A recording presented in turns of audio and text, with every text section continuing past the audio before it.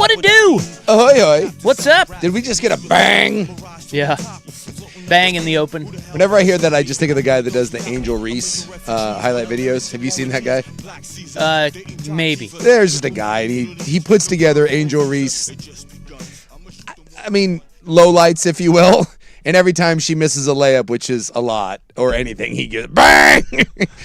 There's a good bit from these dudes. They, I don't know where they can get this bet, but they bet on Angel Reese to miss her first shot every single game. Every single time. And then they watch her, and then she always misses a layup, and they're all just, Look, I don't want to laugh because it's like, Yeah, that feels a little rude. Yeah. Well, sexist. I don't want to hate on Angel Reese and the WNBA, but like the Angel Reese highlights. But here it goes.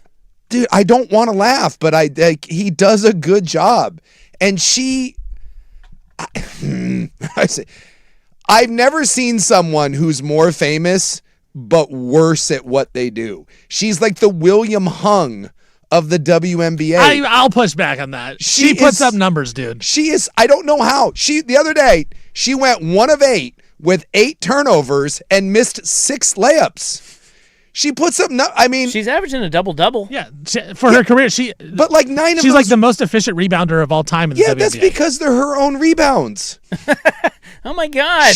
I've never seen someone be good at basketball that can't dribble, can't shoot, and can't shoot layups. Watching her shoot a layup. Hey, I always found layups hard. Maybe, is that what it is? She's like a shooter. Well, she's not like a shooter either. So. Well, she's like a 6th grade boy. She can't. It's like this weird two-handed. It's not even a set shot.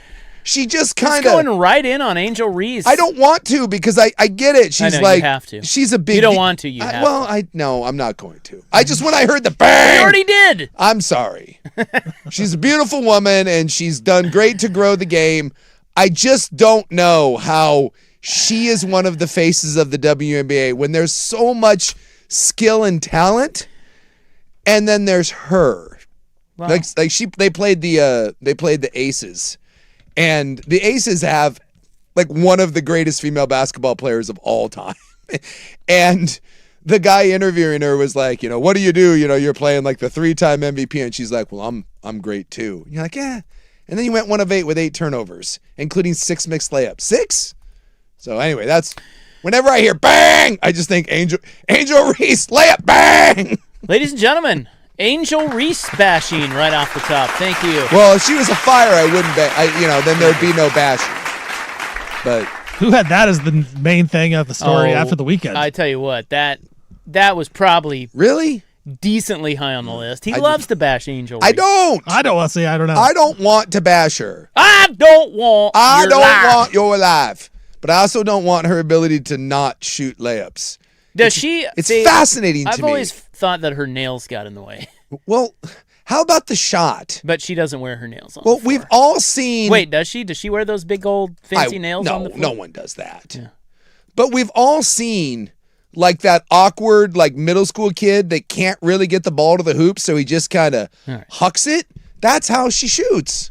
Right. And it's fascinating to me. All right. Bang! Who was the bang, though? Who was the real bang in that open? It was Mike Breen. Mike Breen, yeah. Okay. Well, is he? I don't think he's the one doing the Angel Reese videos. Is he calling the Spurs Thundies? If it's on ESPN, yeah. He's the ESPN guy. Yeah. He's also the Knicks guy.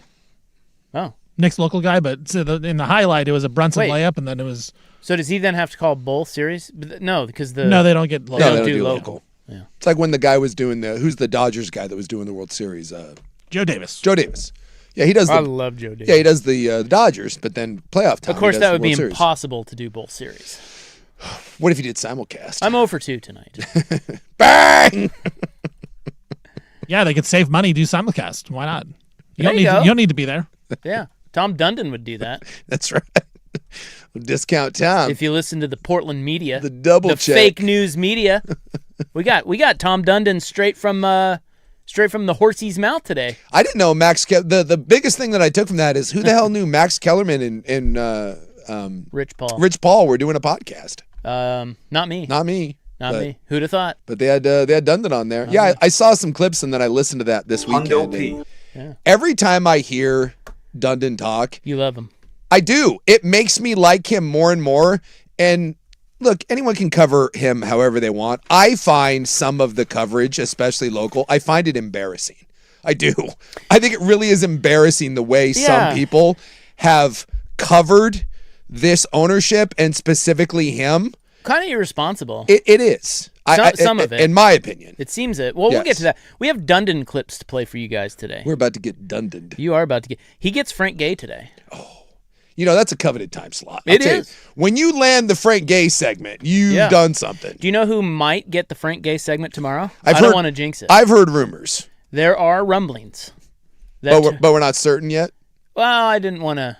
I just want to. You always got to leave a door open, just in case something falls. Just in case. You know how it is. Yeah.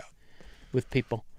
Tomorrow on the show, the Frank Gay segment, receiving Frank Gay services, will be none other than PGA professional from Arrowhead Golf Club, Bryce Fisher. Malala's own? Yep. Who just played in the PGA Championship. He's about to. We're not going to talk about how that went. He's about to get Frank Gay. And that. He is. I mean, you think it's an honor to play in the PGA Championship. Wait till you've been on the Frank Gay segment. Yeah. I don't know if his life will ever be the same. We should tell him that tomorrow.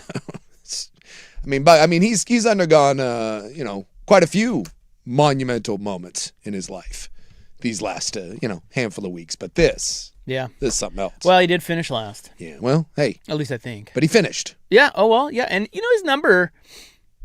I mean, that was hard. Yes. That course played hard. Yes. And his number wasn't. It's not like it's the worst number. It's just there's a lot of really good players out there. He was 9 over in the first round. I don't know what he shot. Yeah, I think he went. Round. I think he finished 22 over. Okay. But so like 9 and maybe 11. What is that? 13. You and 20. 22. Oh, 22. Yeah, you're doing great. I thought you said 20. 22, bro. And I was a little like, you can't. Oh man, can't put that math together. I was like, that seems. Well, sometimes I can't. I was like, that was fairly, but okay, you said 22. Yeah. All right. Yeah. Maybe tomorrow. We'll see. Well, then you got to get into your toes and count. And it's very challenging. The bird dog, Stevie Fire, has a beat on Bryce Fisher. He found him. Okay, so for the Brad Boxberger opening prattle, we will no longer bash Angel Reese. No. And I would like to officially apologize to Angel Reese. Really? I didn't mean to bash her. You just had to. I'm confused by her game and her celebrity, but she's a big deal. All right. Yeah. Well, on Friday night, as you know, we had to leave early because we had very important parties to go to. Yes. We went to the 13th annual Harrington Family Foundation Scholarship Celebration here in Northwest Portland on Friday night. Yes. And it was fantastic. It really was. We had, basically what happens there, it's like 70 people, and it's highlighted by the awarding of watches by Joey to the scholarship graduates. Now, these are kids that got his foundation scholarships 4 years ago, or maybe 5 years ago. Yeah, they do 4 years. Some 3 years ago. But he also introduced all the new scholarship recipients, and these are kids in the community that just need a little help, and they get like $25,000 a year, like you said, for 4 years. So we were there, and it was really awesome. One, that Joey invited us. Two, it was great to meet the kids. Like, these kids are sharp, man. Yeah. Like, they just... It was very impressive. They're going places. And then... But they just need, as Joey explained on Friday on his segment, they just need they need the mentor, like somebody to kick open the door, that type of thing. Yeah. And that's why we were there. Although I didn't meet, well, I did. I met one person interested in media. The rest, I mean, we were seated next to the law girl. There were 2 in law school. 2 in law school. Not much I can do there except pass Ken and Donnie's number on. There you go. Actually, 3. There were 3 in law school. A lot of law. Yeah, there was a social work. Passed my wife's email on to her. Yeah. That might be all I was It was able just to it was a really cool. I came away really impressed. With that whole operation. Me too. It's about the kids, but I gotta say, Joey Harrington is really impressive because he's very dude. That's all him. Like he is. It's very hands on. He is the guy. He's the one up there telling the stories of the kids. Knows every one of those kids. Yeah, he knows their story. It's very. As I told him this after, I said, besides your hair being so on point, the best part of tonight was the open bar. Well, no, that would be selfish. Oh, well. was a good open bar. Although that does help get us in the door. I'm just saying, it's nice. But I want to tell you Made a nice something that old-fashioned. happened at the open bar in a minute. But what I want to say first is that Joey is very authentic. Yeah. He's very genuine. Like that is, you want to talk about somebody doing good in the community with his successes and doing it for genuinely good reasons and helping his community. I give you Joey Harrington. And I told him that afterward. I said, you should be proud, man. I don't know how many people thank you for what you do, because a lot of times it's taken for granted, stuff like that. You know, oh, Joey made a bunch of money in the NFL. He should be doing that. So, listen, you and I have been to a lot of these functions, a lot of charity, a lot of different, a lot of ways to help in the community. Some of them are more authentic than others. This one was truly authentic. And a lot of times people just put their name on something, and it's whatever. It's a tax write-off. I'm telling you, that was the part that impressed me the most was that is all him. And the fact that he knew every one of those kids. He knew their story. He knew, hey, you should talk to this person. I just gave him bro hugs like Roger Goodell. Yes, it came in. Every one of those kids was just kind of like, I had no idea when I got this what it even was. I applied for this, and they're like, dude, this is the best thing that's ever happened to me. And he knew their parents and just where they were from. It family. was yes. He calls it family. Yeah. It is the Harrington Family Foundation. Yeah. Now, Joey's not going to like this, but I have to divert. Oh, you're about to prattle? We have to, this is the opening prattle officially. We have to go to something that happened at the open bar during the mixer before we sat down to dinner and listened to Joey talk about the kids. Yes. Okay? Yeah. Now, you didn't hear this, and we did not have a chance to go over this. No, we Which did is not. why I'm bringing it up I now. have no idea where you're going. I know you're not, because you didn't hear it. I did not. You happened to be somewhere else at the time. But I was talking to one of the many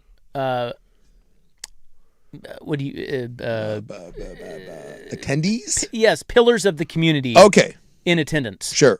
And there were a lot of them. And his name is Aaron Fentress from the Oregonian/Oregon Live. I saw him, met his wonderful wife as well. Yeah, Tracy, she's great. Yeah. They were there. By the way, I hadn't seen him in a long time. He's taller than I remember. And I told him that's that. what you came. Yeah, I'm like, you're whoa. awful tall. Wait a minute. Have Have I you grown? shrunk? I shrunk. I'm old. Anyway, he announced to me, he professed to me Sure. that he is being inducted into the Semi-Pro Football Hall of Fame. What? That's right. I believe he is the longtime coach of the Portland Raiders. This is correct. Yeah. So you have given him massive quantities of crap for this. He is not a huge fan when I make fun of he this. is your local Angel Reese. Bang! You've never understood No. he loves it. Like It's his passion. Dude, that guy, By the way, yeah, he doesn't play, he coaches. He coaches, yeah. He doesn't do it anymore. But he told me that. I'm like, after I got done kind of giggling, I was like, well, that's great. And then he proceeded to tell me, do you know what his record was as a coach of the Portland Raiders? And they are a semi-pro football team. Yes. And I'm going to get this number wrong, but it's something to the effect of 139-16. So, oh my God. Yes. He's like the Curly Lambeau of semi-pro Portland football? Yeah. Who do they play?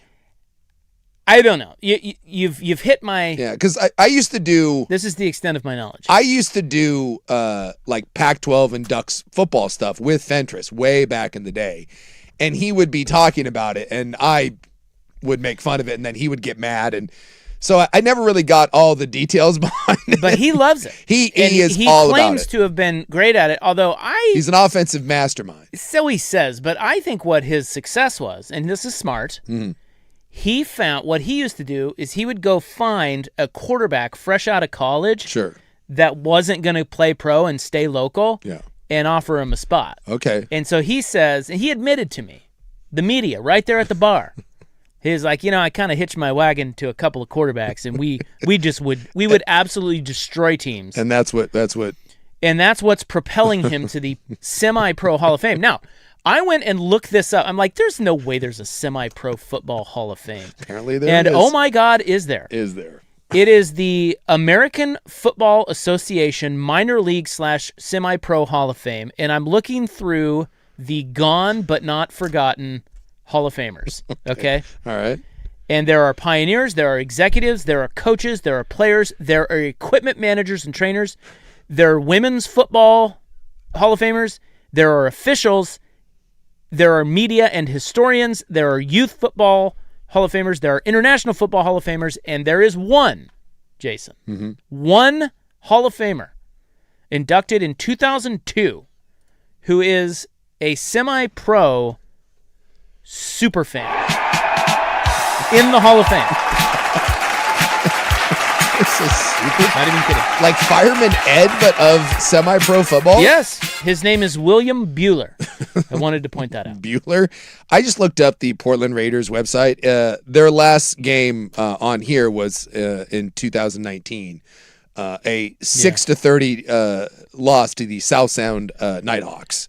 But I don't know. South Sound Nighthawks, so Yeah. Seattle. So they play so I'm assuming that this just hasn't been updated, or maybe they stopped playing, but there's a South Sound Nighthawks, a Kitsap Storm, Tri-City Rage, Okay, so they travel.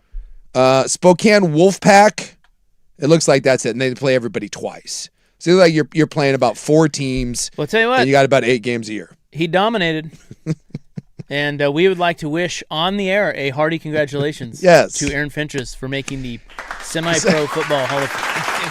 I love Fentress, and he's a guy that can't help but take the bait, and he would get very angry when I would poke fun at semi-pro football. His big one is, you couldn't do it. I'm like, I don't want to do it. You couldn't make our team. I'm like, yes, that would be his big deal. I didn't have what it takes to be a Portland Well, something Raider. tells me that you did, but No, you don't realize what it takes to be. I got to go both ways. Nah, I wouldn't do it. clip. Vince Lombardi and Johnny Unitas both in the Semi-pro. semi-pro Hall of Fame, which I'd like you to know. And I'm looking through the media, and I do not see any names that I recognize. Dude, semi-pro football is a hell of a thing. That's all I know. And like, as I've seen like shows on this, and like no one has like gear. It's all mismatched. It's just I mean, it's not. no. It's like I don't even know what defines it as semi-pro. Well, it's just it's Because the players are not professional. no in any shape or form. But they But call then why do they call it semi? because it makes them feel better than saying we're just a bunch of weird dudes in our 30s that show up at a park and play against each other. Like, Well, they don't have to be weird. They just love football. well, that's I just didn't know there was a Hall of Fame, there is a Hall of Fame. and that's amazing. And I had Aaron, no idea. Now he's going. He's does he get going a- in. Does he get a ring? Does he get a plaque? I don't know. I am hoping that this segment will garner us an invitation to the induction and ceremony. more importantly, can we go? Is it a physical building that we can go to? Like I said, I am hoping that Right. this very segment gets us an invitation to the induction The ceremony. question becomes: do we invite Aaron Fentress on the Frank Gay segment to No. talk about Zero chance. Zero chance. No, I'm out on that. And I told him as much. You don't want to honor him? Well, we just did. Well, like I'll let the people know. if they play roughly 8 games a year, and you said his record was 100, think of how many years he did that. If he won 100 games, Yeah, dude. He I think he said 13 years. he did that a long yeah. time. But again, he rode the coattails of really good quarterbacks. Understand? Well, But he's in nonetheless. I'll tell you what, according to Aaron Fentress, like whatever this was 15 years ago, had I been a better player, I could have been a part of that phenomenal Yeah. run, but That's right. Come on, dude. didn't have it in me. Someone you know what? asked- I lacked the heart, I think is what it was. Who is the most underdressed? To be quite honest, I might take the L on that. Yeah? Remember, well, you said you were wearing your Red Wings Oh, yeah, I sweatshirt. changed out of that. Well, I know, but remember, do you remember Yes. Friday's show? Yeah. Yes, I So remember Friday's Friday's show, show. we were talking about how I bet you, even if you wore that, someone would underdress you. Yeah. I don't think they did. No, I would have. didn't I would have see- been the underdressed by far had I worn that. I saw some shirt. There was one lady who came close to you, but There was a lady that was wearing. it was a little lumberjacky. Yeah, there was a lady wearing But that's flannel Portland, and you know. some Right, like tough Stevie? skins. Yeah. But I will say, Suk, he changed here at the office here. Yeah. I saw him. Yeah. Looked very nice. Yeah. Everyone did. Looked spectacular. Yeah. Yeah. The kids yeah, all the looked kids great. were sharp. Well, I'm not showing up like there were people that actually thought I was gonna wear like sweats and a Red Wing shirt. There's like a 20% chance I thought you were serious. Red Wings. The first time I get invited to that with like a Joey Harrington thing, I'm like, don't mind me. I'm just gonna wear these sweats. No, I just Well, next time you should wear a sweatsuit. ooh.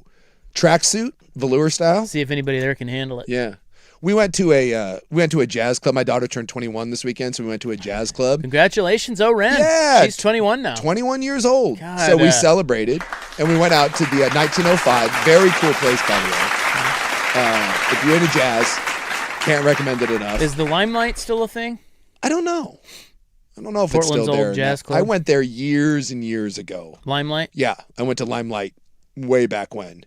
But 1905 was really cool, and the lady who was our waitress was wearing a flight suit and a leopard bucket hat. It was very Portland.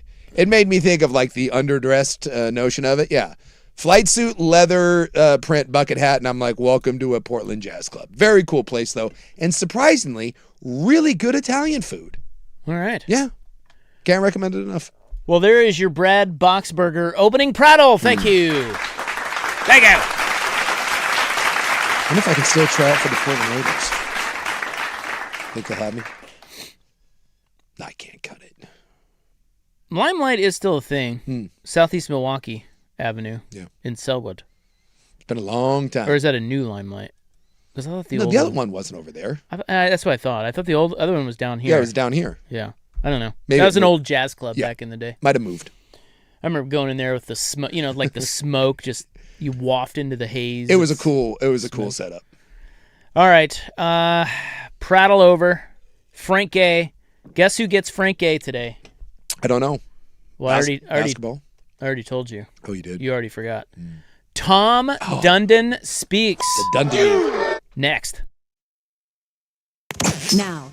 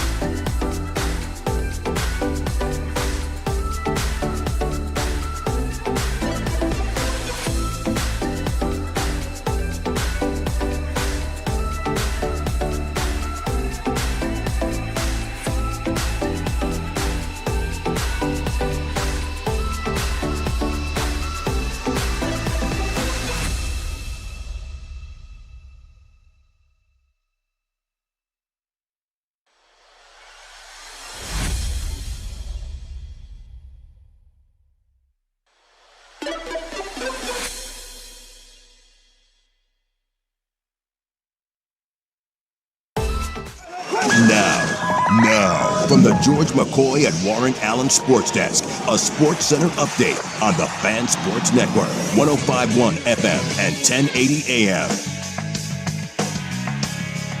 That was probably 45 minutes of having it on. It's the first time I've worn one. Oh, dear. I am disoriented. There we go.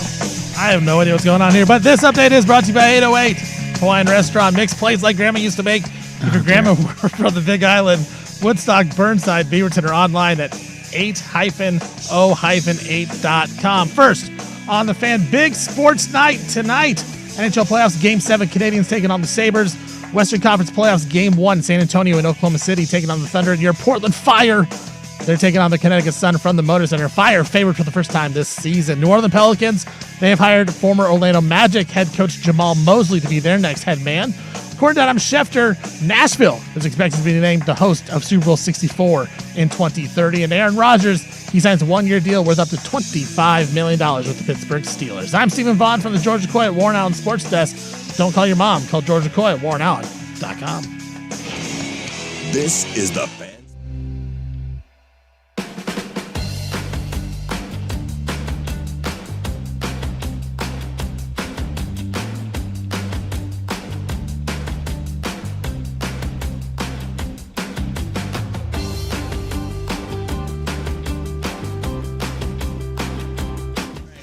I have good Odyssey news and bad Odyssey news. Uh-oh. An Odyssey station. Let's give us the bad news first, then build us up. Okay, the bad news is Steven's having a rough one in there. Once again, the state-of-the-art equipment that we have placed here Some malfunctions here at the is failing. the command center. I don't even know who that lady was. No. On the air there a moment ago. I don't but, think anyone I don't either. I didn't press a button. No. I was just sitting there. just some lady. An Odyssey station.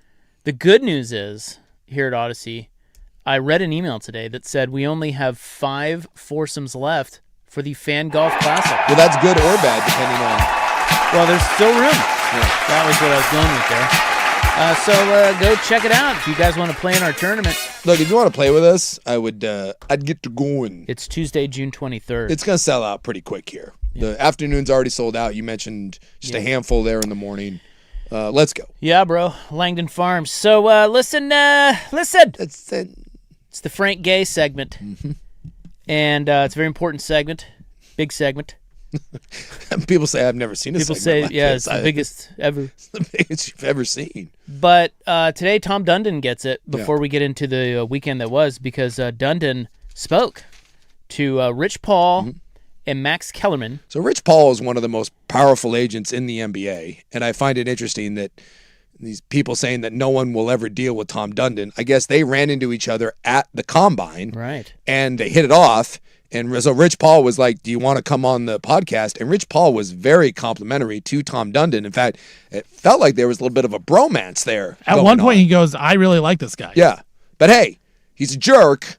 Everyone hates dealing with him, and he can't possibly win here. So I want everyone to remember that before you listen to these clips. Well, you can judge for yourself because we have 5 clips from the podcast. I listened to the whole thing. The podcast is longer, but it's about a 25-minute interview with Dundon. And every time I hear him give more of a long form interview, I come away really liking the guy. And I think he seems sensible. I think he seems confident.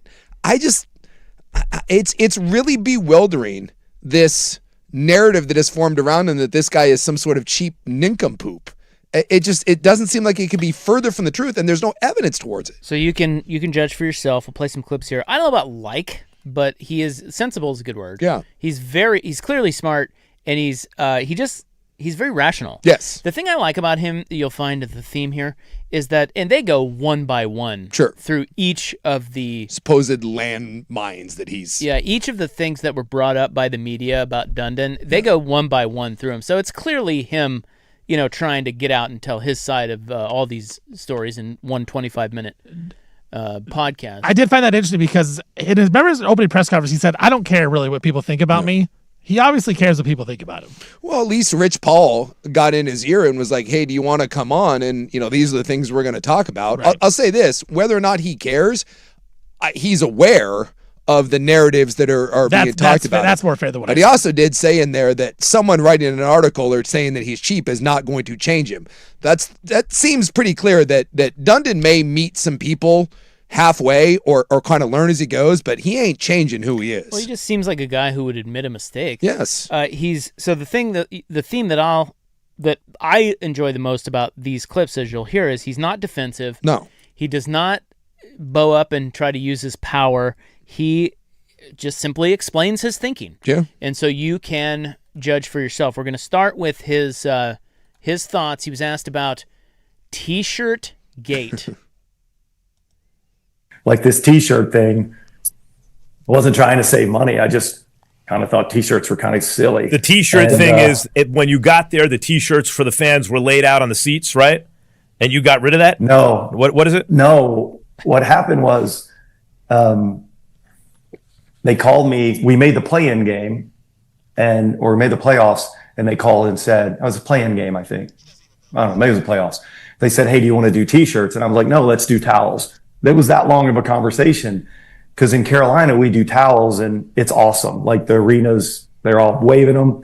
Well, I got to the Portland game. No one waved any towels. So we tried to get T-shirts for the next game. I didn't know T-shirts were such a thing because I hadn't thought about the fact that in hockey, we've got jerseys. Everybody wants to wear their jersey. And so they don't want T-shirts because they got their jerseys. Right, but in so basketball, it didn't not cross the case. my mind. Yeah, they want to wear the T-shirt not the because case. the T-shirt is the jersey for the spectator. Whoa. So you'll hear him. Another theme is everything he is doing is through the lens of the hockey team. Yes. Because that's his experience. Yeah. So he's very new to the NBA. Yeah. And he admits it at one point. Oh, yeah. Well, what's funny is you mentioned they met at the Combine, him and Rich Paul. Yeah. And I don't think we have that clip in, I had no idea to pull in that these, but it's funny. He says, what the hell is this and then I'm paraphrasing, of course. Yeah. He's like, what are we doing here? Like, this is stupid. Can the guy play? Yes. Yeah. Okay, well then let's draft him. Why do we do 2 days of watching him run through drills to decide if we think they're good or not? Yeah, he goes, so rational. Why would I change my decision after watching him for 2 days instead of watching him for 3 years? Again, very rational. Yes. Makes a lot of sense. By the way, I think the term he was looking for there is they made the postseason. He doesn't even know. Yeah. He doesn't even know. But again, not the playoffs. Can't win this way. That narrative that somehow it was about money and that caught on, it just, again, my underlying theme through all of this, and they do address it on the podcast. I think it's Rich Paul, or I think it's Paul that says it. Clearly this comes from people inside the building that are telling people that are in the media, they are bitching to them, and then people in the media are carrying water, or, they're friends with people, and they are putting that message out there as, their voice for people that are unhappy that someone is coming in and, quote, changing the way things are done.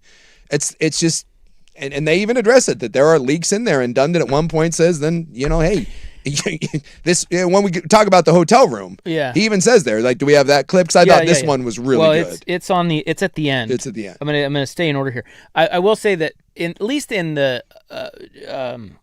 on the T-shirt thing, shouldn't maybe somebody have told him, hey, this is kind of a big deal? Yeah. Like, that was kind of a whiff. Yeah, a little bit. Because that has nothing to do with the media or people in the organization. That was fans, including our own Stevie Fire, were upset that they were not getting their T-shirts. I don't T-shirts. think that they realized that was a big deal until it was probably too late. And he did say that for game 2, they were like, okay, let's get T-shirts, and there just wasn't time. Yeah. So I like when Shield Tile was like, God, is this really a thing? Guys, we're doing something other than T-shirts. And the fact that the T-shirt thing didn't die, again, that goes back to this weird sort of, I don't know, it just felt like there was this weird wave where everyone was attacking the new ownership group over things that were just beyond silly. And yes, I do. It does sound like had he been aware that this was going to be a thing, they would have addressed it. It just in that guy's mind, you could tell he was like, "Oh my God, what? This is a thing?" Yeah, exactly. Okay, I don't know, since we're having some audio problems. Can you go to the hotel one? Yeah, let's do it. Have them? Okay, yeah. So we'll play this one. This is along the same lines as the T-shirt thing. And it also tells here too that when Cronin, and you kind of thought as much, when Cronin took the blame, he just fell on the sword for the players not traveling and all that. Dundon came out and was like, "Hey, I just didn't know, wasn't a thing." But he Well, kind of Well, if you read the media, members, that's a big no-no. You can't do that. Yeah, you should be very mad about that. It was another one of those where in hockey, the 2A players or whatever they call them in hockey, they don't travel. So he didn't know that NBA players did, and he said that was my mistake. This is about the hotel, the early checkout at the hotel. I thought this is a great one. Again, a very logical explanation to a story that blew up here in the media. The hotel story with the staff is an interesting story, I think, because normally when you travel, you get late checkout, right? In this case, in sports, it's usually like 5% and never comes up. We went because it was last minute going to Phoenix. There was no hotels. I guess Phoenix in March is a pretty popular place. So had trouble getting hotels. And the hotel really wanted us to be out early because they needed the rooms. And so they wanted us to pay for a second night. And so we did that for the coaches and the players, but we got them to let us leave at 1:00. And I had a room at the hotel. I was there. So I'm like, lunch starts at 1:45. We have a huge ballroom with this really nice lunch for everybody. So I said, look, we'll do the players and the coaches. We'll stay. We'll pay the extra night. For the staff, we've got this big ballroom with food. We'll go down there and work. And everyone was down there. I was down there. I actually learned a lot during that hour because I got to talk to some of the training staff, etc. Like, I would do it again. I think it's actually pretty stupid to think that people who are there to work, who are being fed, and 45 minutes later, they weren't in the lobby. They brought their bags down in the room right by where the bus was, right next to my bag. And we sat down there and talked. And, you know, if that's too hard for people, I'm not right for them. You know, like, I want that culture. This is the sort of thing that makes me really like Tom Dundon. Again, this turned into, you can't win with a culture like this. No one's going to want to come here. You're cutting your own throat. And then he's like, what are you talking about? You can't win this way. All the players, all the coaches got it. The staff members had to leave 45 minutes early to go down into a ballroom with Tom Dundon. And actually work. Hey, what a concept. Weird concept, guys. You are on a work trip. It's just, and yet somehow this narrative that he's so cheap, therefore he can't win because he's creating a negative culture. I would love to know who is spilling the sewer and who they're feeding it to, and the people that are running with this.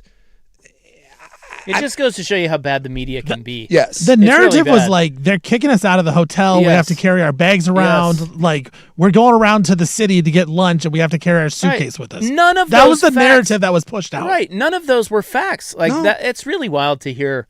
And, you know, again, I guess Dundon could be lying, but it doesn't seem it. That was a very logical explanation to a 45-minute problem that seemed to be solved by them all, and he said he got a lot out of it, them all sitting around there working. I am not saying in any way that I am some sort of super connected person inside that building, but we all know people that work over there. And the one thing I do know over there is there are people that are nervous. And if some people are nervous, a lot of people are nervous. And I truly believe that those people that are nervous are talking, and they're saying that this is horse crap. And they're worried about their job, and they're pissed off. And for whatever reason, people are taking this and they're running with it. And it was getting clicks, and it was getting attention, and it got national thing. And it really became this overall narrative. And to see him systematically go through each one of these, and no one's saying the guy's perfect. He even says with the traveling, the two-way players, you know, I didn't know. Figured it out and I changed it. But to hear him explain it, it really does seem borderline embarrassing and irresponsible the way some of this has taken off and formed a big cloud, especially some of the, you have had members of this media go on other markets, Seattle, and say that he is actively basically trying to move the team to Seattle. I mean, that's irresponsible. It just is, and it's foolish, and I think it's embarrassing. All right, so coming up next, we've got we're going to do one more segment on this. Multnomah Mac gets some Tom Dundon today, but that's your Frank Gay for the day. We have 3 more clips. One of them, he puts out a shocking, and I mean shocking number. Yeah. We'll get to that next.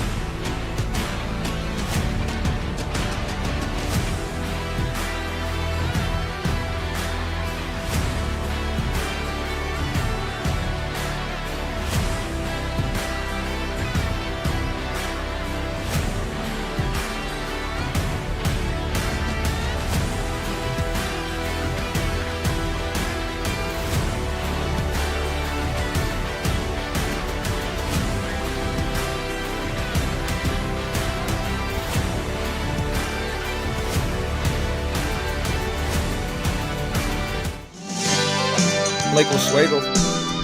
All right, coming up next in the Points Gobbler, very busy on Mondays. We've got Stock Watch, but we were also going to talk about Brendan Sorsby's latest move. Good luck with that, buddy. But we are going through Tom Dundon audio. He was on the Rich Paul Max Kellerman podcast, whatever they call that. That no one knew existed, but now we do. So, well, we didn't know it existed. I'm sure somebody knew it existed. Yeah. But that's what Max Kellerman's doing now, you must know. Yeah. I liked him in boxing. Everything else, he's a great boxing analyst, though. The Blazers owner was on there, and he's addressing every one of the things that Portland got all hot and bothered about. We already played the T-shirt clip. We played the hotel clip. Now, this clip is wild because he puts out a number that's almost hard to believe. Yeah.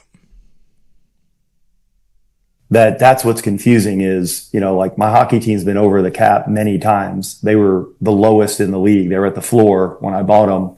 You can go over the cap in hockey. If you have a hurt player, you can replace them. So I've been over the cap multiple times because there was a rule that allowed you to go over the cap. And at the same time, when I walk out of a room, I turn off the lights. And so that my friends make fun of me all the time. They tell me how bad I am at being rich. And I just don't want to waste money. I want to invest it. I'll have as many masseuse. I'll have the best food. We're going to take care of the players because it helps you win. It's part of the deal. Some of the stuff about how we're going to run the business, Portland spends $100 million more a year on their business than the Hurricanes do, not including players. The Hurricanes, since I bought the team, have the first or second best record in the league. So I'm just not going to waste $100 million just because somebody wants to write our article calling me cheap. I'm just not going to do it. Yeah. I love that. Dude, $100 million? Yeah. Not including player salaries. So, yeah. What even is that? So you take that aside, right? So the salaries, you move it aside. Both play 82 games, right? 41 home dates. Both have, very similar travel. There's actually more hockey players than there are NBA players. So, again, I get it that the NBA makes way more money than the NHL. But I think to that point is, so you are then that point talking about staff, you're talking about travel, you're talking about all those things, just day-to-day operations. How about free lunches for everyone. And I get the idea. Only 4 days a week. Every day. No, 4. I would be very interested to know, like 80% of the week. So like the guy that owns the Denver Nuggets also owns the Colorado Avalanche. I would love to know what that difference is. So it doesn't surprise me that the NBA is more expensive to run than the NHL. But when you take player salaries outside of it, $100 million does seem that's crazy. A lot, considering that most of the other stuff from practice venues, a lot of that stuff would seem to be more expensive with hockey because it's just a much bigger operation. Whereas the NBA, it's scaled back, but obviously you're spending way more money on that. So what is that? I would be intrigued, but clearly when Tom looked at the books, he stared at it and was like, well, that's $100 million difference. And I just love the idea of you can call me cheap, but I'm not just going to spend $100 million for no reason. Well, he's asking why. Yes. Which any good owner would. Look, Paul Allen was filthy rich. He was a billionaire. He didn't care. He didn't care, and neither did Jodes. But those days are over. This is what I said when he first got here. There is going to be an adjustment because he's not Paul Allen. He's not one of the richest men in the world. So, but he even says, and again, it always drives me crazy when people don't take face value out of something. Dundon said, listen, I'll be first class where it matters. Sure. With the players. I'll go over the cap. Been doing that in hockey many times. Yeah. But I'm not just going to buy everyone a free lunch for 4 days. And I keep going back to that example because it's the only example I know. But $100 million, I bet you he has 75 examples of that where he's like, what are we doing this for? Well, it goes back to the hotel situation. Like you save money for not getting an extra day for every person that's on the staff there. It is interesting because we always talk about how the NBA guys are coddled and they're they're immature and they're prima donnas, all that kind of stuff. That kind of proves it right there. I just have yet to see an example where he has been called to the carpet on something that is an example of him being really cheap. A cheap ass to be cheap ass that have it be a negative impact on the team. I've yet to see it, and if it does, then by all means you can hold the guy's feet to the fire. The only example of that is the two-way players, and we have that clip too. And he just admitted that he had no idea. And when he did, and he found out that it was a big deal, he changed it. Do we have that clip? I think we do. We should. Yeah. Look, that's probably been the hardest part of understanding sort of the first 90 days in basketball is everything I've ever done goes like this. Like I know the behaviors and the things I'm going to do every day are going to lead to success. It's not something I even question. Now, the way I do it might be different than the way each of you would do it, but I know the outcome's going to be, above average. And so, the track record in Carolina, 100% I'm part of it, but I hired the best coach in the world very early on, got criticized for who I hired. And, he's got more wins than any coach in the modern era, the highest winning percentage since we hired him. So I get a little credit for hiring, but who really gets the credit, right? He's doing it every day. Like I didn't know, like I couldn't be sure. I'm definitely proud of Carolina. I'm a little confused that all of a sudden there's a narrative that I might be the dumbest person in the world. But, all I can do is go make the decisions every day to change that, right? Like I tell my kids all the time, it's never your fault, but you're always there. So if I'm here in a situation where people are, some people might focus more on what's going on in Portland versus Carolina, then, I got to go change that. So that's not the different clip. That's different clip. But he basically said when it came to the two-way players, he said in the NHL they don't take non-players like the two-way guys. When I was in the NFL, we did not take practice squad guys, me, to games, and we didn't take them to the playoffs. We just didn't.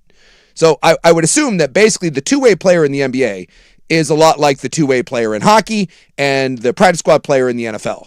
And Dundon just said, we don't take those because it's a business trip and we don't want the distraction. And he said once he learned that that's not the way things are done in the NBA, and he said they just deal with that distraction, which I thought was kind of a little poke there at the NBA culture, he said, I changed it. So there was another one. He goes, I just didn't know. So much like the T-shirt and the two-way thing, he's like, I had no idea. And once I found out it was a thing, I tried to get T-shirts, didn't have time. I found out that people wanted the two-way players there, so I brought the two-way players there. So again, I've yet to see one example of people that were trying to somehow flay this guy that's really held up under any sort of scrutiny. Can I also say that if you're spending $100 million, on whatever, like what has that gotten you? I mean, you never get free agents. No. I know Paul Allen was known as running a first-class organization, and Still that's never good. got him. It's good to have a reputation like that. But at the same time, you don't have to spend frivolously to get that. No. And you don't, certainly it doesn't equate to winning, or at least it didn't here. So I guess that's the ultimate trump card there. It's like, well, what do you care? You didn't win. Yeah. Now, if you won 5 titles and he says, well, you spent a lot of money to get, well, then maybe there's a correlation. But I don't know. Doesn't everybody want to win? And it sounds like more than anything, and this has been what he has said from day one, he will do anything to win. He expects to win. He says he's wanted everything. And so, 5 years into it, if the guy falls on his face and looks like an ass, by all means. But this idea that he, I just love that. He brought up the thing in the NHL, and he said, now all of a sudden I'm like the world's dumbest man. And I guarantee he sits there when he sees this and just scratches his head and is like, are you serious? What exactly are you pointing to, the failures in my life where I'm some sort of buffoon that I don't know what I'm doing? It's staggering to me. Because he had towels, not T-shirts. Well, that's literally the reason why people are making fun and saying he's dumb. Can I make another point that I only just popped into my head? Isn't this showing how bad the Blazers organization is? That you're spending all this and you still suck? No. That, one, no one told him that, no one told him two-way players travel. Why are you not telling him because this? They're all scared. No one told him that T-shirts might matter. Yeah. Okay, didn't tell him that. And oh, by the way, you got leaks all over the organization that has turned the media against this guy. If I'm this guy behind closed doors, I'm freaking livid, and I am now going to fire all of these a-holes. Every one of them. You suck. You don't win. You're leaking crap. You're a bunch of paranoid weenies. You cost a ton of money. What is to like? What the hell is happening? He is absolutely in the right on all of this, and he's calling the organization out for what it is. It's unbelievable. They're all frightened, dude. Like me, Good. I think media members should be. I think media members are scared to lose access to people. I think everybody is scared right now that Tom Denton's going to take their job, and so no one's afraid to say anything. Based on this, he should. He should wipe the whole damn organization clean. I have no idea if he will be successful or not, but every time I hear him talk, I come away liking him more and more. Dude, he's sharp. He is. He's sharp, and he's not going to put up with crap either. So he had to go. It's a bad sign for everyone at One Center Court that he had to go on a national podcast and address each one of these things that is clearly coming from the organization, his organization that he bought. God bless America. And we do need to get. I know one more clip. One more. We got to go to break, but when we come back, we need to get to the big. We're wrapping it up. The gorilla, which is this is it right here. He's going to pack up and move the team. Okay, well we don't have that one actually. You don't have that one. That'll be played later. Oh, that's Stockwatch. Oh, yes. Stockwatch. That's right. Okay.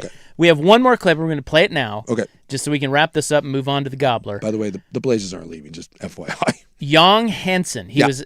Rich Paul was asking him about Young Hansen for some reason, and here's what he said. What has been the rise in the audience, the data, viewership from the China market now that you have Hansen on your team? Because his views at Summer League rivaled Game 7 of the finals. Got $1 billion, $2 billion, $3 billion, whatever. And how do you maximize that?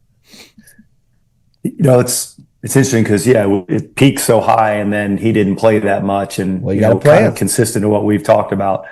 I'm not doing that. I'm not playing. We represent him, so I'm saying you got to play him. But go ahead. Yeah. Sorry. If he earns it, he'll play. Of course, I'm not stupid, right? It'd be great if he was good, but and I hope he will be good. The guys in Portland are very confident in this. I've only seen a little bit, and so you've seen what I've seen. Oh, okay. You cut it off a little bit. He then goes on to say, "Well, you should play Hansen or Hansen." That's what Rich Paul said. That he goes, "I'm not doing that." Yeah. Oh, was that at the beginning? It was in the middle. Yeah. God, I have revisionist history. Yeah. He basically says under no circumstances circumstances is he playing someone for views. Yeah. He's like, he basically said, dude, the guy sucks. Yeah. And you see it and I see it, but the guys in Portland are really another Rich reason Paul represents him is what I got from that as well. Well, right. So. But this is another reason to fire everybody. They drafted that guy. And they think and they're still telling him he's good. Above anything else. He did say too in the long form, he says he is not an Italian evaluator. He's like, I don't know. He goes, I don't make those decisions. I ask people to present to me. He said if everyone falls in love with one guy, he will push back to ask them why they love him so much over that. He's a very analytical guy, but he said he's not an Italian evaluator. He hires people to do that. He's like, I'm no expert. This is not Paul Allen.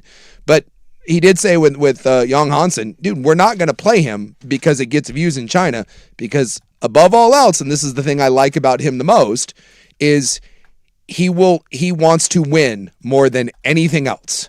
And he even said in there too, he says in the interview, he goes, yes, I want to make money, but I would rather, I'm going to win as opposed to make money. Winning to him is the ultimate. That's all you need. That's the ultimate right thing. There. There's Tom Dundon. That's the Molten on the Mac. It's the Frank Gay. You are going to hear one more clip. It'll be during Stockwatch talking about the threat of moving the team. But up next, we get to our college football points gobbler. Brendan Sorsby is back, I think. He's not. Maybe. On the Fan.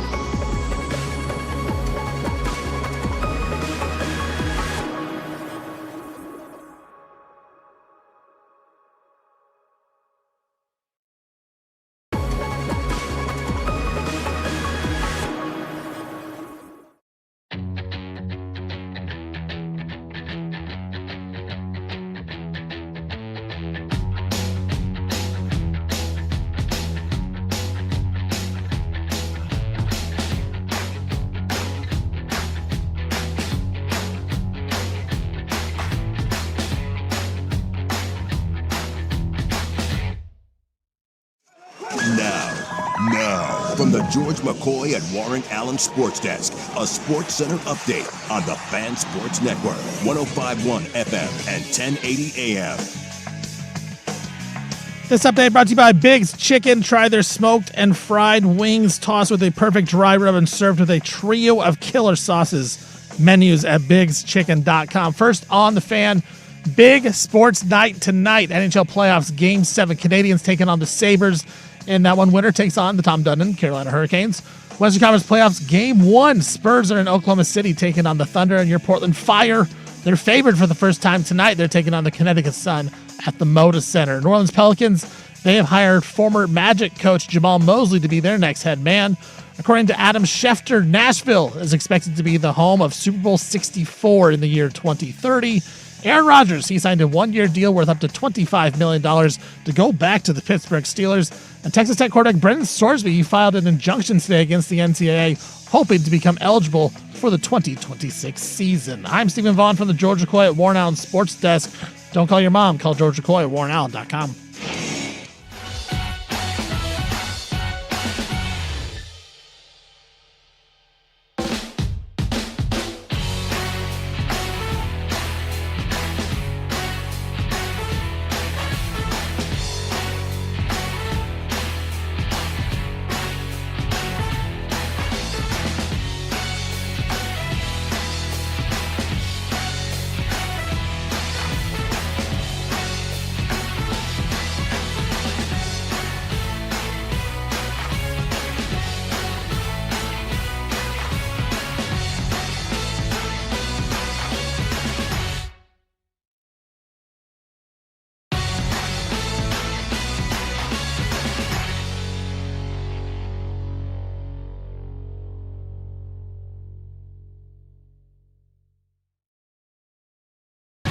Where we have Brendan Sorsby news today. I have gobbled some points today, but it's not in college football. Ooh, I gobbled points too. Did you really? Well, I took our Connecticut Sun tonight. Oh. You know. Yeah. And I don't The Fire are favorites for the first time. I know. That's what I say. I gobbled points. I took the 4 because I'm sticking to the bit. Yeah. But honestly, the Fire are kind of making me nervous. My Fire. No, I was talking about our San Antonio Spurs. Oh, you took the points tonight with the Spurs. It's down to 5.5 now, but it was 6.5. So I gobbled that up. Oof. I got the Spurs at 6.5. Oof. Yeah. So here's the Sorsby news. This is via Pete Thamel, ESPN. He has hired who's the old bro that's the thorn in the NCAA side, Jeffrey Kessler. Jeffrey Kessler. Yeah, he's hired Kessler. If you don't know, he's basically behind every lawsuit that kicks the NCAA right in the nuts. And Lord knows he's paying him a yes, gajillion. That's for not it. cheap. So, according to Pete Thamel, Sorsby's lawyers have filed a lawsuit against the NCAA seeking a court order restoring his eligibility for this upcoming season at Texas Tech. Yeah. So, here is the case. Okay, and I guess it's worth a Hail Mary because why not? You've got a lot of money on the line here, and no one in the NFL wants you. It's about $5 million that he's getting supposedly to go to Texas Tech, if you believe the rumors out there. And if he goes to the supplemental draft, I mean, good luck. I mean, you've got a gambling problem and you're a mediocre prospect anyways. So this is really a $5 million Hail Mary. Yeah, so he's trying to save his monies, and who can do that better than Jeffrey Kessler? Yeah. So he admits everything. Mm-hmm. I did it. He says he did it, and he says that he has been diagnosed with it's clinically diagnosed, a gambling disorder, and they are saying that is a mental health condition. So he said that his bets were. This is my favorite part. There are multiple favorites. It's one of the best, the dumbest arguments you can come up with. But this is like when that kid did the affluenza. He ran over those people in the truck while he was drunk and like 14. He goes, "Well, I was so rich, I never learned right from wrong," and it worked. By the way, if you don't know, this is the guy who bet on his own team and made just thousands of sports bets when he was at Indiana and then I assume at Cincinnati as well. Somebody at Cincinnati knew. He just recently transferred to Texas Tech for $5 million, and all of a sudden he gets banned because it all came out. I would imagine it all came out because of someone at Cincinnati. Yeah. So he says his bets were placed. This is my favorite. One of my favorite things. He says his bets were placed to make him feel the love of the game because he loved the game, and he never bet against his team at Indiana. No. He bet with his teammates to feel his love of football. And he wanted to feel connected to his teammates because he wasn't playing. He was a young guy, and so he wanted to feel more connected. And apparently, gambling on your teammates made him feel more a part of the team. What balls? Yeah. He admits to being addicted by the end of his freshman year. He says it got really bad. He was betting on non-major tennis doubles tournaments. Yeah. Which, look, I don't want to point fingers, but Stevie Fire over there? Yeah. Maybe some non-major doubles tennis tournament bets? I'm not against it. Buck wasn't against it either. Oh, no. He thought they were locks. A lot of value to be had there. He also said he bet Romanian soccer matches that he didn't even follow. Well, I'm not going to lie. During COVID, I may have placed a few wagers on some Romanian of those. soccer? I think it was Romanian volleyball. Remember, that was like, there wasn't any American sports, so like there was some Korean baseball going on, and hey, man, you got to do what you got to do. Well, I never did any of that, but I do remember reading about people doing that because the games were overnight, U.S. time, and so they would wake up. And so they wouldn't have to watch anything. They didn't even know anything about it anyway. Wake up they would just wake up and hope to have money in their accounts. God. Anyway, he's using the force field that is mental health. Yeah. It's a slippery slope. It's he says it's a clinically diagnosed gambling disorder, which would fall under a mental health condition. Kessler says, and he's the attorney, he claims the NCAA is completely hypocritical in promoting the very ecosystem that gobbled this kid up. So he says they have a responsibility and an obligation to promote Brendan Sorsby's well-being. Is he doing, you have a responsibility to be more responsible? I think he just dropped a Seth You have a Everett. responsibility to your audience to be more responsible than It's your fault that this man is a gambler, therefore he should be allowed to play even though he's gambling. Good. My God. Well, there's no way he can win this based on the precedent alone, right? No. I mean, right? I mean, dude. If he wins this, it'd be the same thing. Like if I was in college football and I had a massive drug problem, and then I went, well, to be fair, you have fostered an environment where I developed this massive drug problem. Therefore, I should get no punishment for this whatsoever and be allowed to play, even though I'm on every substance known to man. You can't do a bunch of roids. You can't bet on the sport. You can't. Right. It's like cut and dry. There's no judge that's going to look at this and be like, great point, Mr. Kessler. But again, it's worth a shot. It's worth a shot. It's $5 million. Why not? Yeah. And everyone hates the NCAA, so you could see maybe a judge piling on the NCAA. I can see Kessler even telling Sorsby, he's like, look, I know this isn't going to work, but well, here's what we do. Here's what we do. Hear me out. I'll throw one out here. I'll take your money. Put the system on trial. That's essentially what he's saying. He's saying that the NCAA is so stupid and everyone hates them. Therefore, just side with us because you don't like those guys. All right, let's get to our stock watch.